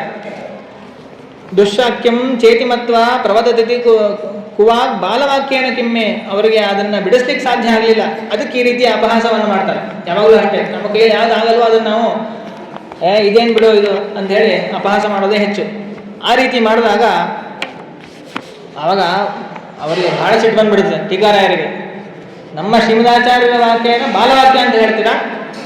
ಬಾಲಬುದ್ಧಿ ಸ್ತಮೇವ, ನಿಮ್ಮ ಬುದ್ಧಿ ಬಾಲಕರ ಬುದ್ಧಿ ಅಂತ ಬೈದು ಅವರು ರಚನೆ ಮಾಡಿರುವಂತಹ ವ್ಯಾಖ್ಯಾನವನ್ನು ಕೊಡ್ತಾರಂತೆ. ಉಕ್ತ ವ್ಯಾಖ್ಯಾಂ ಸ್ವಜನ್ಯಾಂ ಅವಧಿತ ತಿತರಾಂ ಸಂಗತಿಂ ಚಾನಯೋಸ್ತು ಶ್ರುತ್ವಾ ತಾಂ ಲಜ್ಜಿತೋಮಂ ಪ್ರವಚನ ಚತುರಂ ಸ್ತೋತ್ರದಂಡ ಪ್ರಣಾಮೈ. ಅವರು ಬರೆದಿರುವಂತಹ ವ್ಯಾಖ್ಯಾನವನ್ನು ಇಟ್ಕೊಂಡು ನೋಡಿದ್ರೆ ಪ್ರಮಾಣ ಲಕ್ಷಣಕ್ಕೆ ಹೇಗೆ ವ್ಯಾಖ್ಯಾನವನ್ನು ರಚನೆ ಮಾಡಿದ್ದಾರೆ ಇವರು, ಹಿಂದಿನ ವಾಕ್ಯಕ್ಕೂ ಮುಂದಿನ ವಾಕ್ಯಕ್ಕೂ ಏನು ಸಂಬಂಧ, ಅವೆಲ್ಲವನ್ನ ಅಧ್ಯಯನ ಮಾಡಿದಾಗ ಅವರಿಗೆ ಹಬ್ಬ ಅಂತ ಆಶ್ಚರ್ಯ ಆಗ್ತದೆ. ಇದು ನನ್ನ ಬುದ್ಧಿಗೆ ನಿಲುಕದೇ ಇರುವಂತಹ ವಿಚಾರಗಳು ಅಂತ ಹೇಳಿ ದಂಡ ಪ್ರಣಾಮವನ್ನು ಮಾಡ್ತಾರಂತೆ ಗ್ರಂಥಕ್ಕೆ. ಮಾಡಿ ನಾಗೇಂದ್ರಂ ಚಾಧಿರೂಢಂ ದ್ವಿಜಗಣ ಸಹಿತ ಚಾರಯದ್ವಾದಿಸಂಗೈ, ಆನೆ ಮೇಲೆ ಇಟ್ಟು ಮೆರವಣಿಗೆ ಮಾಡಿಸ್ತಾರಂತೆ. ನಾವು ಸ್ವಾಮಿಗಳಿಗೆ ಚಾತುರ್ಮಾಸ್ಯ ಕುತ್ಕೋಬೇಕಾದ್ರೆ ಬೇರೆ ಬೇರೆ ಸಂದರ್ಭದಲ್ಲಿ ಆನೆ ಮೆರವಣಿಗೆ ಮಾಡಿಸ್ತೇವೆ. ಆ ರೀತಿ ಇವರು ಶ್ರೀಮದಾಚಾರ್ಯರ ಗ್ರಂಥಗಳು ಅದರ ವ್ಯಾಖ್ಯಾನಗಳನ್ನು ಆನೆ ಮೇಲೆ ಇಟ್ಟು ನೋಡಿ, ಯಾರೂ ಅಲ್ಲ. ಗುರುಗಳಿಗೆ ಶಿಷ್ಯರು ಆನೆ ಮೇಲೆ ಮೆರವಣಿಗೆ ಮಾಡಿಸೋದೇನು ದೊಡ್ಡದಲ್ಲ. ಶಿಷ್ಯರಿಗೆ ಗುರುಗಳ ಮೇಲೆ ಗೌರವ ಇದ್ದೇ ಇರ್ತದೆ. ಇವರು ಶಿಷ್ಯರಲ್ಲ, ಇವರು ಪರವಾದಿಗಳು. ಪರವಾದಿಗಳಿಗೆ, ಪರಮತಿಯರಿಗೆ ನಮ್ಮ ಮೇಲೆ ಮಾತ್ಸರ್ಯ ಹೆಚ್ಚು, ದ್ವೇಷ ಇರ್ತದೆ, ಮಾತ್ಸರ್ಯ ಇರ್ತದೆ. ಆದರೆ ವಿದ್ಯಾರಣ್ಯರಿಗೆ ಅವು ಯಾವುದೂ ಇರಲಿಲ್ಲ. ಪಕ್ಷಪಾತಿಗಳವರು. ಅದಕ್ಕೋಸ್ಕರವಾಗಿ ಅದನ್ನು ನೋಡಿ ಬಹಳ ಮನಸ್ಸಿನಿಂದ ಮೆಚ್ಚಿಕೊಂಡು ಆನೆ ಮೇಲೆ ಆ ಗ್ರಂಥಗಳನ್ನು, ಸರ್ವಮೂಲ ಗ್ರಂಥಗಳನ್ನು ಇಟ್ಟು ಮೆರವಣಿಗೆಯನ್ನು ಮಾಡಿಸ್ತಾರೆ. ಅಷ್ಟು ಅವರು ಗೌರವವನ್ನು ಸೂಚಿಸಿ ವಾದ್ಯಘೋಷಗಳಿಂದ ಅದಕ್ಕೆ ಗೌರವವನ್ನು ಸಲ್ಲಿಸ್ತಾರಂತೆ. ಅಂದರೆ ನಾವು ವಿಚಾರ ಮಾಡಬೇಕು, ಪರಮತೀಯರೇ ನಮ್ಮ ಶ್ರೀಮದಾಚಾರ್ಯರ ಸರ್ವಮೂಲ ಗ್ರಂಥಗಳಿಗೆ ಎಷ್ಟು ಗೌರವವನ್ನು ಕೊಟ್ಟಿದ್ದಾರೆ ಅಂತಂದರೆ, ಅವರ ಪರಂಪರೆಯಲ್ಲಿ ಬಂದಂತಹ ನಾವು ಎಷ್ಟು ಅದನ್ನು ನಾವು ಗೌರವ ಕೊಡಬೇಕು, ಎಷ್ಟು ಅಧ್ಯಯನ ಮಾಡುವಂತಹ ಅವಶ್ಯಕತೆ ಎಷ್ಟಿದೆ. ಅದೆಲ್ಲವನ್ನು ಬಿಟ್ಟು ಕೇವಲ ನಾವು ಸಂಸಾರದಲ್ಲೇ ಆಸಕ್ತರಾಗಿ ಕೇವಲ ಹಣ ಸಂಪಾದನೆ ಇತ್ಯಾದಿಗಳಲ್ಲೇ ಕಾಲವನ್ನು ಕಳೆದುಬಿಡ್ತೇವೆ. ಅದನ್ನು ಮಾಡದೇನೆ ನಮ್ಮ ಯೋಗ್ಯತಾನುಸಾರವಾಗಿ ಎಷ್ಟು ನಮ್ಮ ಬುದ್ಧಿ ಏನು ಸುಮಾರು ಕಡಿಮೆ ಇರೋದಿಲ್ಲ. ಯಾಕಂದರೆ ಲೌಕಿಕ ವಿದ್ಯೆಯನ್ನು ಅಧ್ಯಯನ ಮಾಡಲಿಕ್ಕೆ ಬೇಕಾದಷ್ಟು ಬುದ್ಧಿಯನ್ನು ಖರ್ಚು ಮಾಡಿರ್ತೀವಿ. ಸಂಸ್ಕೃತ ನಮ್ಗೆ ಅರ್ಥ ಆಗಲ್ಲ ಅಂಥೇಳಿ ದೂರ ಉಳಿಬಾರ್ದು. ನಮ್ಮ ಶಕ್ತಿಗನುಸಾರವಾಗಿ ನಾವು ಪ್ರಯತ್ನಪೂರ್ವಕವಾಗಿ ಎಷ್ಟಾಗುತ್ತೋ ಅಷ್ಟು ಇರುವಂತಹ ಸಮೀಪದಲ್ಲಿರುವಂತಹ ಗುರುಗಳಿಗೆ ಹೋಗಿ ನಮಸ್ಕಾರದಿಂದ ಅವರ ಹತ್ರ ವಿದ್ಯೆಯನ್ನು ಕಲಿಬೇಕು, ಶಾಸ್ತ್ರ ಶ್ರವಣವನ್ನು ಮಾಡಬೇಕು. ಮಾಡಿದಾಗ ಮಾತ್ರ ಭಗವಂತ ನಮ್ಮನ್ನು ಉದ್ಧಾರ ಮಾಡ್ತಾನೆ. ಹೌದಪ್ಪ, ಇವನು ಜನ್ಮವನ್ನು ಸಾರ್ಥಕ ಮಾಡಿಕೊಂಡಿದ್ದಾನೆ ಅಂತ ಹೇಳಿ ಅನುಗ್ರಹ ಮಾಡಿ ಮತ್ತೆ ಮುಂದೆ ಇನ್ನೂ ಹೆಚ್ಚು ದಾನವನ್ನು ದಯಪಾಲಿಸ್ತಾನೆ ಪರಮಾತ್ಮ. ಅದನ್ನು ನಾವು ತಿಳ್ಕೊಂಡು ಗುರುಗಳ ಚರಿತ್ರೆಯನ್ನು ನಾವು ಅಧ್ಯಯನ ಮಾಡಬೇಕು. ಹೀಗೆ ಅನೇಕ ಮತ್ತೆ ಪುನಃ ಗ್ರಂಥ ರಚನೆಯನ್ನು ಮಾಡಿದ್ಮೇಲೆ ಮತ್ತೆ ಅನೇಕ ವಾದಿಗಳ ನಿಗ್ರಹವನ್ನು ಟೀಕಾರಾಯರು ಮಾಡ್ತಾರೆ. ಅವರ ಗ್ರಂಥಗಳ ಬಗ್ಗೆ ಹೇಳುವಂತಹ ಯೋಗ್ಯತೆಯೇ ನಮ್ಮದಲ್ಲ. ಯಾಕೆ ಅಂತಂದರೆ ಮಹಾಮಹಾ ಜ್ಞಾನಿಗಳು ಶ್ರೀಪಾದರಾಜರು, ವ್ಯಾಸತೀರ್ಥರು, ವಾದಿರಾಜರು, ರಘುತ್ತಮ ತೀರ್ಥರು, ವಿಜೇಂದ್ರ ಸ್ವಾಮಿಗಳು, ರಾಯರು ಮೊದಲಾದಂತಹ ಮಹಾಮಹಾನ್ ಭಾವರೇನೆ ಅವರ ಗ್ರಂಥಗಳ ವ್ಯಾಖ್ಯಾನವನ್ನು ಮಾಡಲಿಕ್ಕೆ ಮತ್ತು ಆ ಶ್ರವಣವನ್ನು ವ್ಯಾಖ್ಯಾನವನ್ನು ಮಾಡಿ ನಮಗೆಲ್ಲ ತಿಳಿಸ್ಕೊಡ್ಲಿಕ್ಕೆ ಯೋಗ್ಯರಾದವರು. ರಾಯರು ಒಂದು ಮಾತನ್ನು ಟೀಕಾರಾಯರ ಗ್ರಂಥಗಳಲ್ಲಿ ಬಗ್ಗೆ ಹೇಳ್ತಾರೆ. ಟೀಕಾ ಗಾಂಭೀರ್ಯ ಮುದ್ಧರ್ತು ವ್ಯಾಸತೀರ್ಥಾದಯ ಕ್ಷಮಾಹ. ನೋಡಿ, ನಾವು ಟೀಕಾರಾಯರ ಗ್ರಂಥಗಳ ಬಗ್ಗೆ ಹೇಳಕ್ಕಾಗಲ್ಲ ಅನ್ನೋದೇನು ದೊಡ್ಡದಲ್ಲ. ಹೇಳೋರು ಯಾರು ಅಂತ ತಿಳ್ಕೋಬೇಕು. ಟೀಕಾ ಗಾಂಭೀರ್ಯವನ್ನು ಎತ್ತಿ ತೋರಿಸ್ಲಿಕ್ಕೆ ನಾವು ಸಮರ್ಥರಲ್ಲ. ವ್ಯಾಸರಾಜರು ಸಮರ್ಥರು ಅಂತ ಹೇಳುವವರು ರಾಯರು. ಸಾಕ್ಷಾತ್ ಪ್ರಹ್ಲಾದರಾಜರ ಅವತಾರರಾದಂತಹ ರಾಯರು. ನಾವು ನಿತ್ಯವೂ ಯಾರ ಆರಾಧನೆಯನ್ನು ಮಾಡ್ತೇವೆ, ಯಾರ ಸೇವೆಯನ್ನು ಮಾಡಿ ಬೇಡದ ಇಷ್ಟಾರ್ಥವನ್ನೆಲ್ಲ ನಾವು ಪಡ್ಕೋತೇವೆ, ಅಂತಹ ಪೂಜ್ಯಾಯ ರಾಘವೇಂದ್ರಾಯ ಸತ್ಯಧರ್ಮರಥಾಯ ಭಜತಾಂ ಕಲ್ಪವೃಕ್ಷಾಯ ನಮತಾಂ ಕಾಮಧೇನ. ಕಂಡವರಿಗೆ ಕಂಡ ಫಲವನ್ನು ಕೊಡ್ತಕ್ಕಂತಹ ಕಲ್ಪವೃಕ್ಷ ಕಾಮಧೇನುವಂತಿರ್ತಕ್ಕಂತಹ ರಾಯರು ಮಹಾ ತಪಸ್ವಿಗಳು. ಕೇವಲ ಬ್ರಾಹ್ಮಣರಲ್ಲ, ಬೇರೆ ಮತದವರು, ಬೇರೆ ಜಾತಿಯವರು ಯಾರೇ ಅವರ ಸೇವೆಯನ್ನು ಮಾಡಲಿ ಎಲ್ಲರಿಗೂ ಅನುಗ್ರಹ ಮಾಡುವಂತಹ ಸಾಮರ್ಥ್ಯ ಇರೋರು. ಶಾಪಾನುಗ್ರಹ ಶಕ್ತವನ್ನು ರಾಘವೇಂದ್ರನ ವಿದ್ಯತೆ ಸ್ತೋತ್ರವನ್ನು ಹೇಳ್ತೇವೆ, ನಿತ್ಯ ಪಾರಾಯಣ ಮಾಡ್ತೇವೆ. ಅಷ್ಟೇ ಅಲ್ಲ, ಬೇರೆ ಕೇವಲ ಪವಾಡವನ್ನು ತೋರಿಸುವಂತಹ ಗುರುಗಳಲ್ಲ ಅವರು. ಶ್ರೀಮದಾಚಾರ್ಯರ ಶಾಸ್ತ್ರಕ್ಕೆ ವ್ಯಾಖ್ಯಾನವನ್ನು ಮಾಡಿದಂಥವರು ಮಹಾ ಟಿಪ್ಪಣಿಕಾರರು. 52 ಗ್ರಂಥಗಳನ್ನು ಸಮಾಜಕ್ಕೆ ಕೊಟ್ಟಂತಹ ಮಹಾನುಭಾವರು. ಎಲ್ಲ ವೇದವ್ಯಾಸ ದೇವರನ್ನು ಹಿಡ್ಕೊಂಡು ವ್ಯಾಸರಾಜರ ತನಕ ಇರುವ ಎಲ್ಲ ಗುರುಗಳ ಗ್ರಂಥವನ್ನು ವ್ಯಾಖ್ಯಾನ ಮಾಡಿದಂಥವರು. ಅಂತಹ ಮಹಾನುಭಾವರು ಶಾಸ್ತ್ರದ ಎಲ್ಲ ಒಂದಲ್ಲ ಎರಡಲ್ಲ ಷಟ್ಶಾಸ್ತ್ರದಲ್ಲೂ ಕೂಡ ತಲಸ್ಪರ್ಶಿಯಾದಂತಹ ಪಾಂಡಿತ್ಯ. ವ್ಯಾಕರಣದಲ್ಲಿ ಮಹಾಭಾಷ್ಯಕಾರರು ಅಂತ ಪ್ರಸಿದ್ಧಿ. ನ್ಯಾಯಶಾಸ್ತ್ರದಲ್ಲಿ ತರ್ಕತಾಂಡವಕ್ಕೆ ಅದ್ಭುತವಾದಂಥ ಅಮೋಘ ವ್ಯಾಖ್ಯಾನವನ್ನು ಮಾಡಿ ತರ್ಕಶಾಸ್ತ್ರದ ಪಾಂಡಿತ್ಯವನ್ನು ತೋರಿಸಿದ್ದಾರೆ. ಮೀಮಾಂಸಾ ಗ್ರಂಥವನ್ನು ಭಾಟ್ಯ ಸಂಗ್ರಹವನ್ನು ರಚನೆ ಮಾಡಿ ಮೀಮಾಂಸಾ ಶಾಸ್ತ್ರದಲ್ಲೂ ಕೂಡ ಅಪ್ರತಿಮವಾದಂತಹ ವಿದ್ವತ್ತಿದೆ ಅಂತ ತೋರಿಸ್ಕೊಟ್ಟಿದ್ದಾರೆ. ವೇದಾಂತ ಗ್ರಂಥಗಳಂತೂ ಗೆಲ್ಲೋದೇ ಬೇಕಾಗಿಲ್ಲ. ಅದಕ್ಕೋಸ್ಕರ ಸರ್ವತಂತ್ರ ಸ್ವತಂತ್ರೋಸೋ ಶ್ರೀಮಧ್ವ ಮತವರ್ಧನ, ಸರ್ವತಂತ್ರ ಸ್ವತಂತ್ರ ಅಂತ ಅವ್ರನ್ನ ಕರೀತಾರೆ. ಹಂಗಂದ್ರೆ ಏನು ಅಂತ ನಮ್ಗೆ ಗೊತ್ತಿರೋದಿಲ್ಲ. ತಂತ್ರ ಅಂದರೆ ಶಾಸ್ತ್ರ, ಸರ್ವತಂತ್ರ ಅಂದರೆ ಸರ್ವಶಾಸ್ತ್ರಗಳು ಅಂದರೆ ವೇದಾಂತ, ಮೀಮಾಂಸಾ, ವ್ಯಾಕರಣ, ನ್ಯಾಯ ಎಲ್ಲ ರೀತಿಯಾದಂತಹ ಶಾಸ್ತ್ರಗಳು, ಷಟ್ಶಾಸ್ತ್ರಗಳು ಅಂತ ಪ್ರಸಿದ್ಧವಾದದ್ದು. ಅದರಲ್ಲಿ ಇವರು ಸ್ವತಂತ್ರರಾಗಿದ್ದಾರೆ. ಅಂದರೆ ಬೇರೆ ವ್ಯಾಖ್ಯಾನ ನಿರಪೇಕ್ಷವಾಗಿ ಅದನ್ನು ಅರ್ಥ ಮಾಡಿಕೊಳ್ಳುವಂತಹ ಅದಕ್ಕೆ ವ್ಯಾಖ್ಯಾನ ಮಾಡುವಂತಹ ಸಾಮರ್ಥ್ಯವುಳ್ಳವರು. ಅಷ್ಟೆಲ್ಲ ಅದ್ಭುತವಾದಂತಹ ತಲಸ್ಪರ್ಶಿಯಾದ ಪಾಂಡಿತ್ಯವನ್ನು, ಜ್ಞಾನವನ್ನು ಪಡ್ಕೊಂಡಂತಹ ಮಹಾನುಭಾವರು ಶ್ರೀಮದ್ ರಾಘವೇಂದ್ರ ತೀರ್ಥ ಗುರು ಸಾರ್ವಭೌಮರು. ಅವರೇ ಹೇಳ್ತಾರೆ ಟೀಕಾ ಗಾಂಭೀರ್ಯ ಮುದ್ಧತ್ತು ವ್ಯಾಸತೀರ್ಥಾದಯ ಕ್ಷಮಾಹ. ನಮಗೆ ಟೀಕಾಕೃತ್ಪಾದರ ಒಂದು ಗಾಂಭೀರ್ಯವನ್ನ ನಾವು ಅಳಲಿಕ್ಕೆ ಸಾಧ್ಯ ಇಲ್ಲ. ಯಾರಿಗೆ ಸಾಧ್ಯ ಅಂದರೆ ವ್ಯಾಸರಾಜರಿಗೆ ಅಷ್ಟೇ ಸಾಧ್ಯ. ವ್ಯಾಸರಾಜರು ಅವರು ಟೀಕಾದಲ್ಲಿರುವ ಗಾಂಭೀರ್ಯವನ್ನು ಎತ್ತಿ ತೋರಿಸ್ಲಿಕ್ಕೆ ಸಾಧ್ಯ ಹೊರತು ನಮಗೆ ಸಾಧ್ಯ ಇಲ್ಲ ಅಂತ ಅವ್ರು ಹೇಳಬೇಕಂತಂದ್ರೆ ಟೀಕಾಕೃತ್ಪಾದರ ಮಹಿಮೆ ಎಷ್ಟಿರಬೇಕು ಅನ್ನೋದನ್ನು ನಾವು ಸ್ವಲ್ಪವಾಗಿ ಊಹೆ ಮಾಡ್ಲಿಕ್ಕೆ ಸಾಧ್ಯ. ರಾಯರು ದೊಡ್ಡವರು ಅನ್ನೋದು ಸಿದ್ಧ. ಈಗ ರಾಯರು ಏನು ಮಾಡಿದ್ದಾರೆ, ವ್ಯಾಸರಾಜರು ಅವರು ಮಹಾನುಭಾವರು, ನಮಗಿಂತ ಉತ್ತಮರು, ಅವರಿಗಿಂತ ಟೀಕಾಕೃತ್ಪಾದರು ಉತ್ತಮರು ಅನ್ನೋದನ್ನ ತಮ್ಮ ಈ ಒಂದು ಶ್ಲೋಕದಿಂದ ತಿಳಿಸ್ಕೊಡ್ತಾ ಇದ್ದಾರೆ. ವಯಂತು ತತ್ಕೃತ ವ್ಯಾಖ್ಯಾ ಲೇಷಭಾಜ ವದಾಮಹೇ. ಅವರು ಮಾಡಿರುವಂತಹ ವ್ಯಾಖ್ಯಾನವನ್ನು ಅರ್ಥ ಮಾಡಿಕೊಂಡು ನಾವು ಸ್ವಲ್ಪ ಹೇಳ್ತೀವಿ. ನಮಗೇನು ಗೊತ್ತೇ ಇಲ್ಲ ಅಂತಲ್ಲ, ಗೊತ್ತು, ಆದರೆ ಅದರ ಪೂರ್ಣವಾದಂತಹ ಗಾಂಭೀರ್ಯ ಏನಿದೆ ಅದನ್ನು ನಾವು ಅಳಿಲಿಕ್ಕೆ ಸಾಧ್ಯ ಇಲ್ಲ. ಸಮುದ್ರ ಇದೆ, ಸಮುದ್ರ ಸ್ನಾನವನ್ನು ಎಲ್ಲರೂ ಮಾಡ್ತಾರೆ.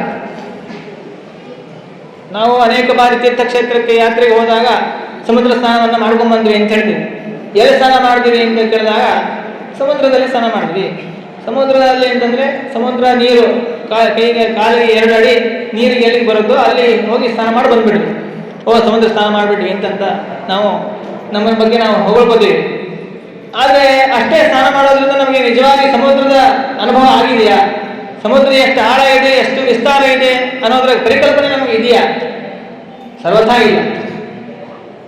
ಇನ್ನೂ ಸ್ವಲ್ಪ ಮುಂದೆ ಹೋದರೆ 10 ಅಡಿ ನೀರು ಬರ್ತದೆ, ಇನ್ನೂ ಸ್ವಲ್ಪ ಮುಂದೆ ಹೋದರೆ 300 ಮೀಟರ್ ನೀರು ಬರ್ತದೆ, ಇನ್ನೂ ಮುಂದೆ ಹೋದರೆ ಕಿಲೋಮೀಟರ್ ಗಟ್ಟಲೆ ಆಳ ಇದೆ ಒಳಗೆ. ಆ ಆಳವನ್ನು ತಿಳಿದವರು ಯಾರು? ಆ ಸಮುದ್ರದಲ್ಲಿ ಈಜಾಡುವಂತಹ ತಿಮಿಂಗಿಲಗಳು. ಆ ತಿಮಿಂಗಿಲಗಳಿಗೆ ಗೊತ್ತು ಸಮುದ್ರದ ಆಳ ಎಷ್ಟಿದೆ ಅಂತ ಹೇಳಿ. ಹಾಗೆ ಶ್ರೀಮದಾಚಾರ್ಯರ ಶಾಸ್ತ್ರ ಅನ್ನೋದೊಂದು ದೊಡ್ಡ ಸಮುದ್ರ ಸಾಗರ ಇದ್ದಂತಿದೆ. ಈ ಸಾಗರದಲ್ಲಿ ಇದರ ಆಳ ಎಷ್ಟಿದೆ, ಶ್ರೀಮದಾಚಾರ್ಯರ ಗ್ರಂಥಗಳ ಗಾಂಭೀರ್ಯ ಎಷ್ಟಿದೆ ಅಂತ ಹೇಳಿ ಅದನ್ನು ತಿಳ್ಕೋಬೇಕು ಅಂತಂದ್ರೆ ಮಹಾ ತಿಮಿಂಗಿಲಗಳೇ ಬರಬೇಕು. ಆ ತಿಮಿಂಗಿಲದಲ್ಲಿ ಇರ್ತಕ್ಕಂಥವರು ಡಿಗಾರಾಯರು, ವ್ಯಾಸತೀರ್ಥರು, ರಘುತ್ತಮ ತೀರ್ಥರು, ರಾಯರು ಅಂತವರು. ಅವರು ತಮ್ಮ ಯೋಗ್ಯತಾನುಸಾರವಾಗಿ ಆ ಶ್ರೀಮದಾಚಾರ್ಯರ ಗ್ರಂಥಗಳ ಸಾಗರದ ಆಳವನ್ನು ತಮ್ಮ ಯೋಗ್ಯತಾನುಸಾರವಾಗಿ ಕಂಡುಕೊಂಡಿದ್ದಾರೆ. ನಾವು ಕೇವಲ ಅವರ ಗ್ರಂಥದಲ್ಲಿ ನಮಗೆ ಅರ್ಥವಾದದ್ದಷ್ಟು ನಾವು ದಂಡೆಗೆ ನಿಂತು ಸ್ನಾನ ಮಾಡಿ ಬರ್ತಕ್ಕಂತಹ ಯೋಗ್ಯತೆ, ಸಣ್ಣ ಮೀರಿದ್ದಂತೆ ನಾವೆಲ್ಲ. ಆ ರೀತಿ ನಾವು ಆ ಶಾಸ್ತ್ರವನ್ನು ತಿಳ್ಕೋಬೇಕಾಗಿದೆ. ನಾವು ಸ್ವಲ್ಪ ಓದ್ಬಿಟ್ಟಿದ್ವಿ ಅಂದ ತಕ್ಷಣ ಎಲ್ಲ ತಿಳ್ಕೊಂಡ್ಬಿಟ್ಟಿದ್ದೀವಿ. ನನಗೆ ಗೊತ್ತು, ಇದು ಗೊತ್ತು, ಅದು ಗೊತ್ತು ಅಂತ ಹೇಳ್ಕೊಂಡು ತಿರುಗಾಡ್ತಿರ್ತೀವಿ. ಅದು ಸರಿಯಲ್ಲ.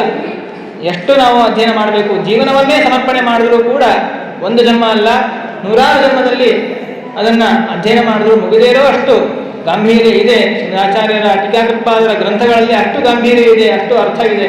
ಎಷ್ಟೆಷ್ಟು ಬೇರೆ ಬೇರೆ ಶಾಸ್ತ್ರವನ್ನು ಅಧ್ಯಯನ ಮಾಡ್ತಾ ಹೋಗ್ತೇವೆ ಅಷ್ಟಷ್ಟು ಅದರಲ್ಲಿ ಹೊಸ ಹೊಸ ಅರ್ಥಗಳು ನಿಮಗೆ ತಿಳಿತಾ ಹೋಗ್ತದೆ. ಅದಕ್ಕೋಸ್ಕರ ನಾವು ಜೀವನವನ್ನು ಸಮರ್ಪಣೆ ಮಾಡಬೇಕು ಅಂತ ನಾವು ಅವರ ಚರಿತ್ರೆಯಿಂದ ತಿಳ್ಕೊಳ್ಬೇಕಾಗಿದೆ. ಇಂತಹ ಟೀಕಾಕೃತ್ಪಾದರ ಒಂದು ಅಲ್ಪವಾದಂತಹ ಪ್ರವಚನಕ್ಕೆ ಅವಕಾಶ ಮಾಡಿಕೊಟ್ಟಂತಹ ಆಚಾರ್ಯರಿಗೆ ನನ್ನ ಧನ್ಯವಾದಪೂರ್ವಕ ನಮಸ್ಕಾರ ತಿಳಿಸ್ತಾ, ಏನೋ 1-2 ಮಾತನ್ನು ನನ್ನ ಬುದ್ಧಿಗೆ, ನಮಗೆಂತೂ ಟೀಕಾರಾಯರ ಹೆಸರು ಹೇಳಲಿಕ್ಕೂ ಯೋಗ್ಯತೆ ಇಲ್ಲ, ಅಷ್ಟು ಸಣ್ಣವರು ನಾವೆಲ್ಲ. ಆದರೂ ನಮ್ಮ ಮನಃಶುದ್ಧಿಗೋಸ್ಕರವಾಗಿ, ವಾಕ್ಶುದ್ಧಿಗೋಸ್ಕರವಾಗಿ 2 ಮಾತನ್ನು ಯಥಾಮತಿ ನಾವೇನು ತಿಳ್ಕೊಂಡಿದ್ದೀವಿ ಅದನ್ನು ಹೇಳ್ತೇವೆ, ನೀವು ಅದನ್ನು ಕೇಳ್ತೀರಿ.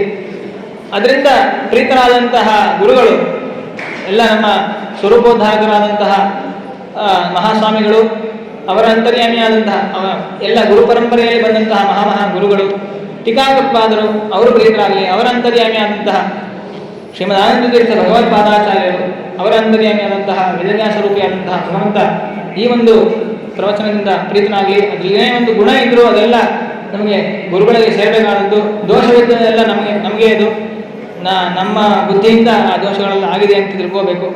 ಈ ರೀತಿ ಹೇಳ್ತಾ ಈ ಪ್ರವಚನವನ್ನು ಮಧ್ವಾಂತರ್ಗತ ಶ್ರೀಕೃಷ್ಣಾರ್ಪಣಮಸ್ತು. ಹರಯೇ ನಮಃ.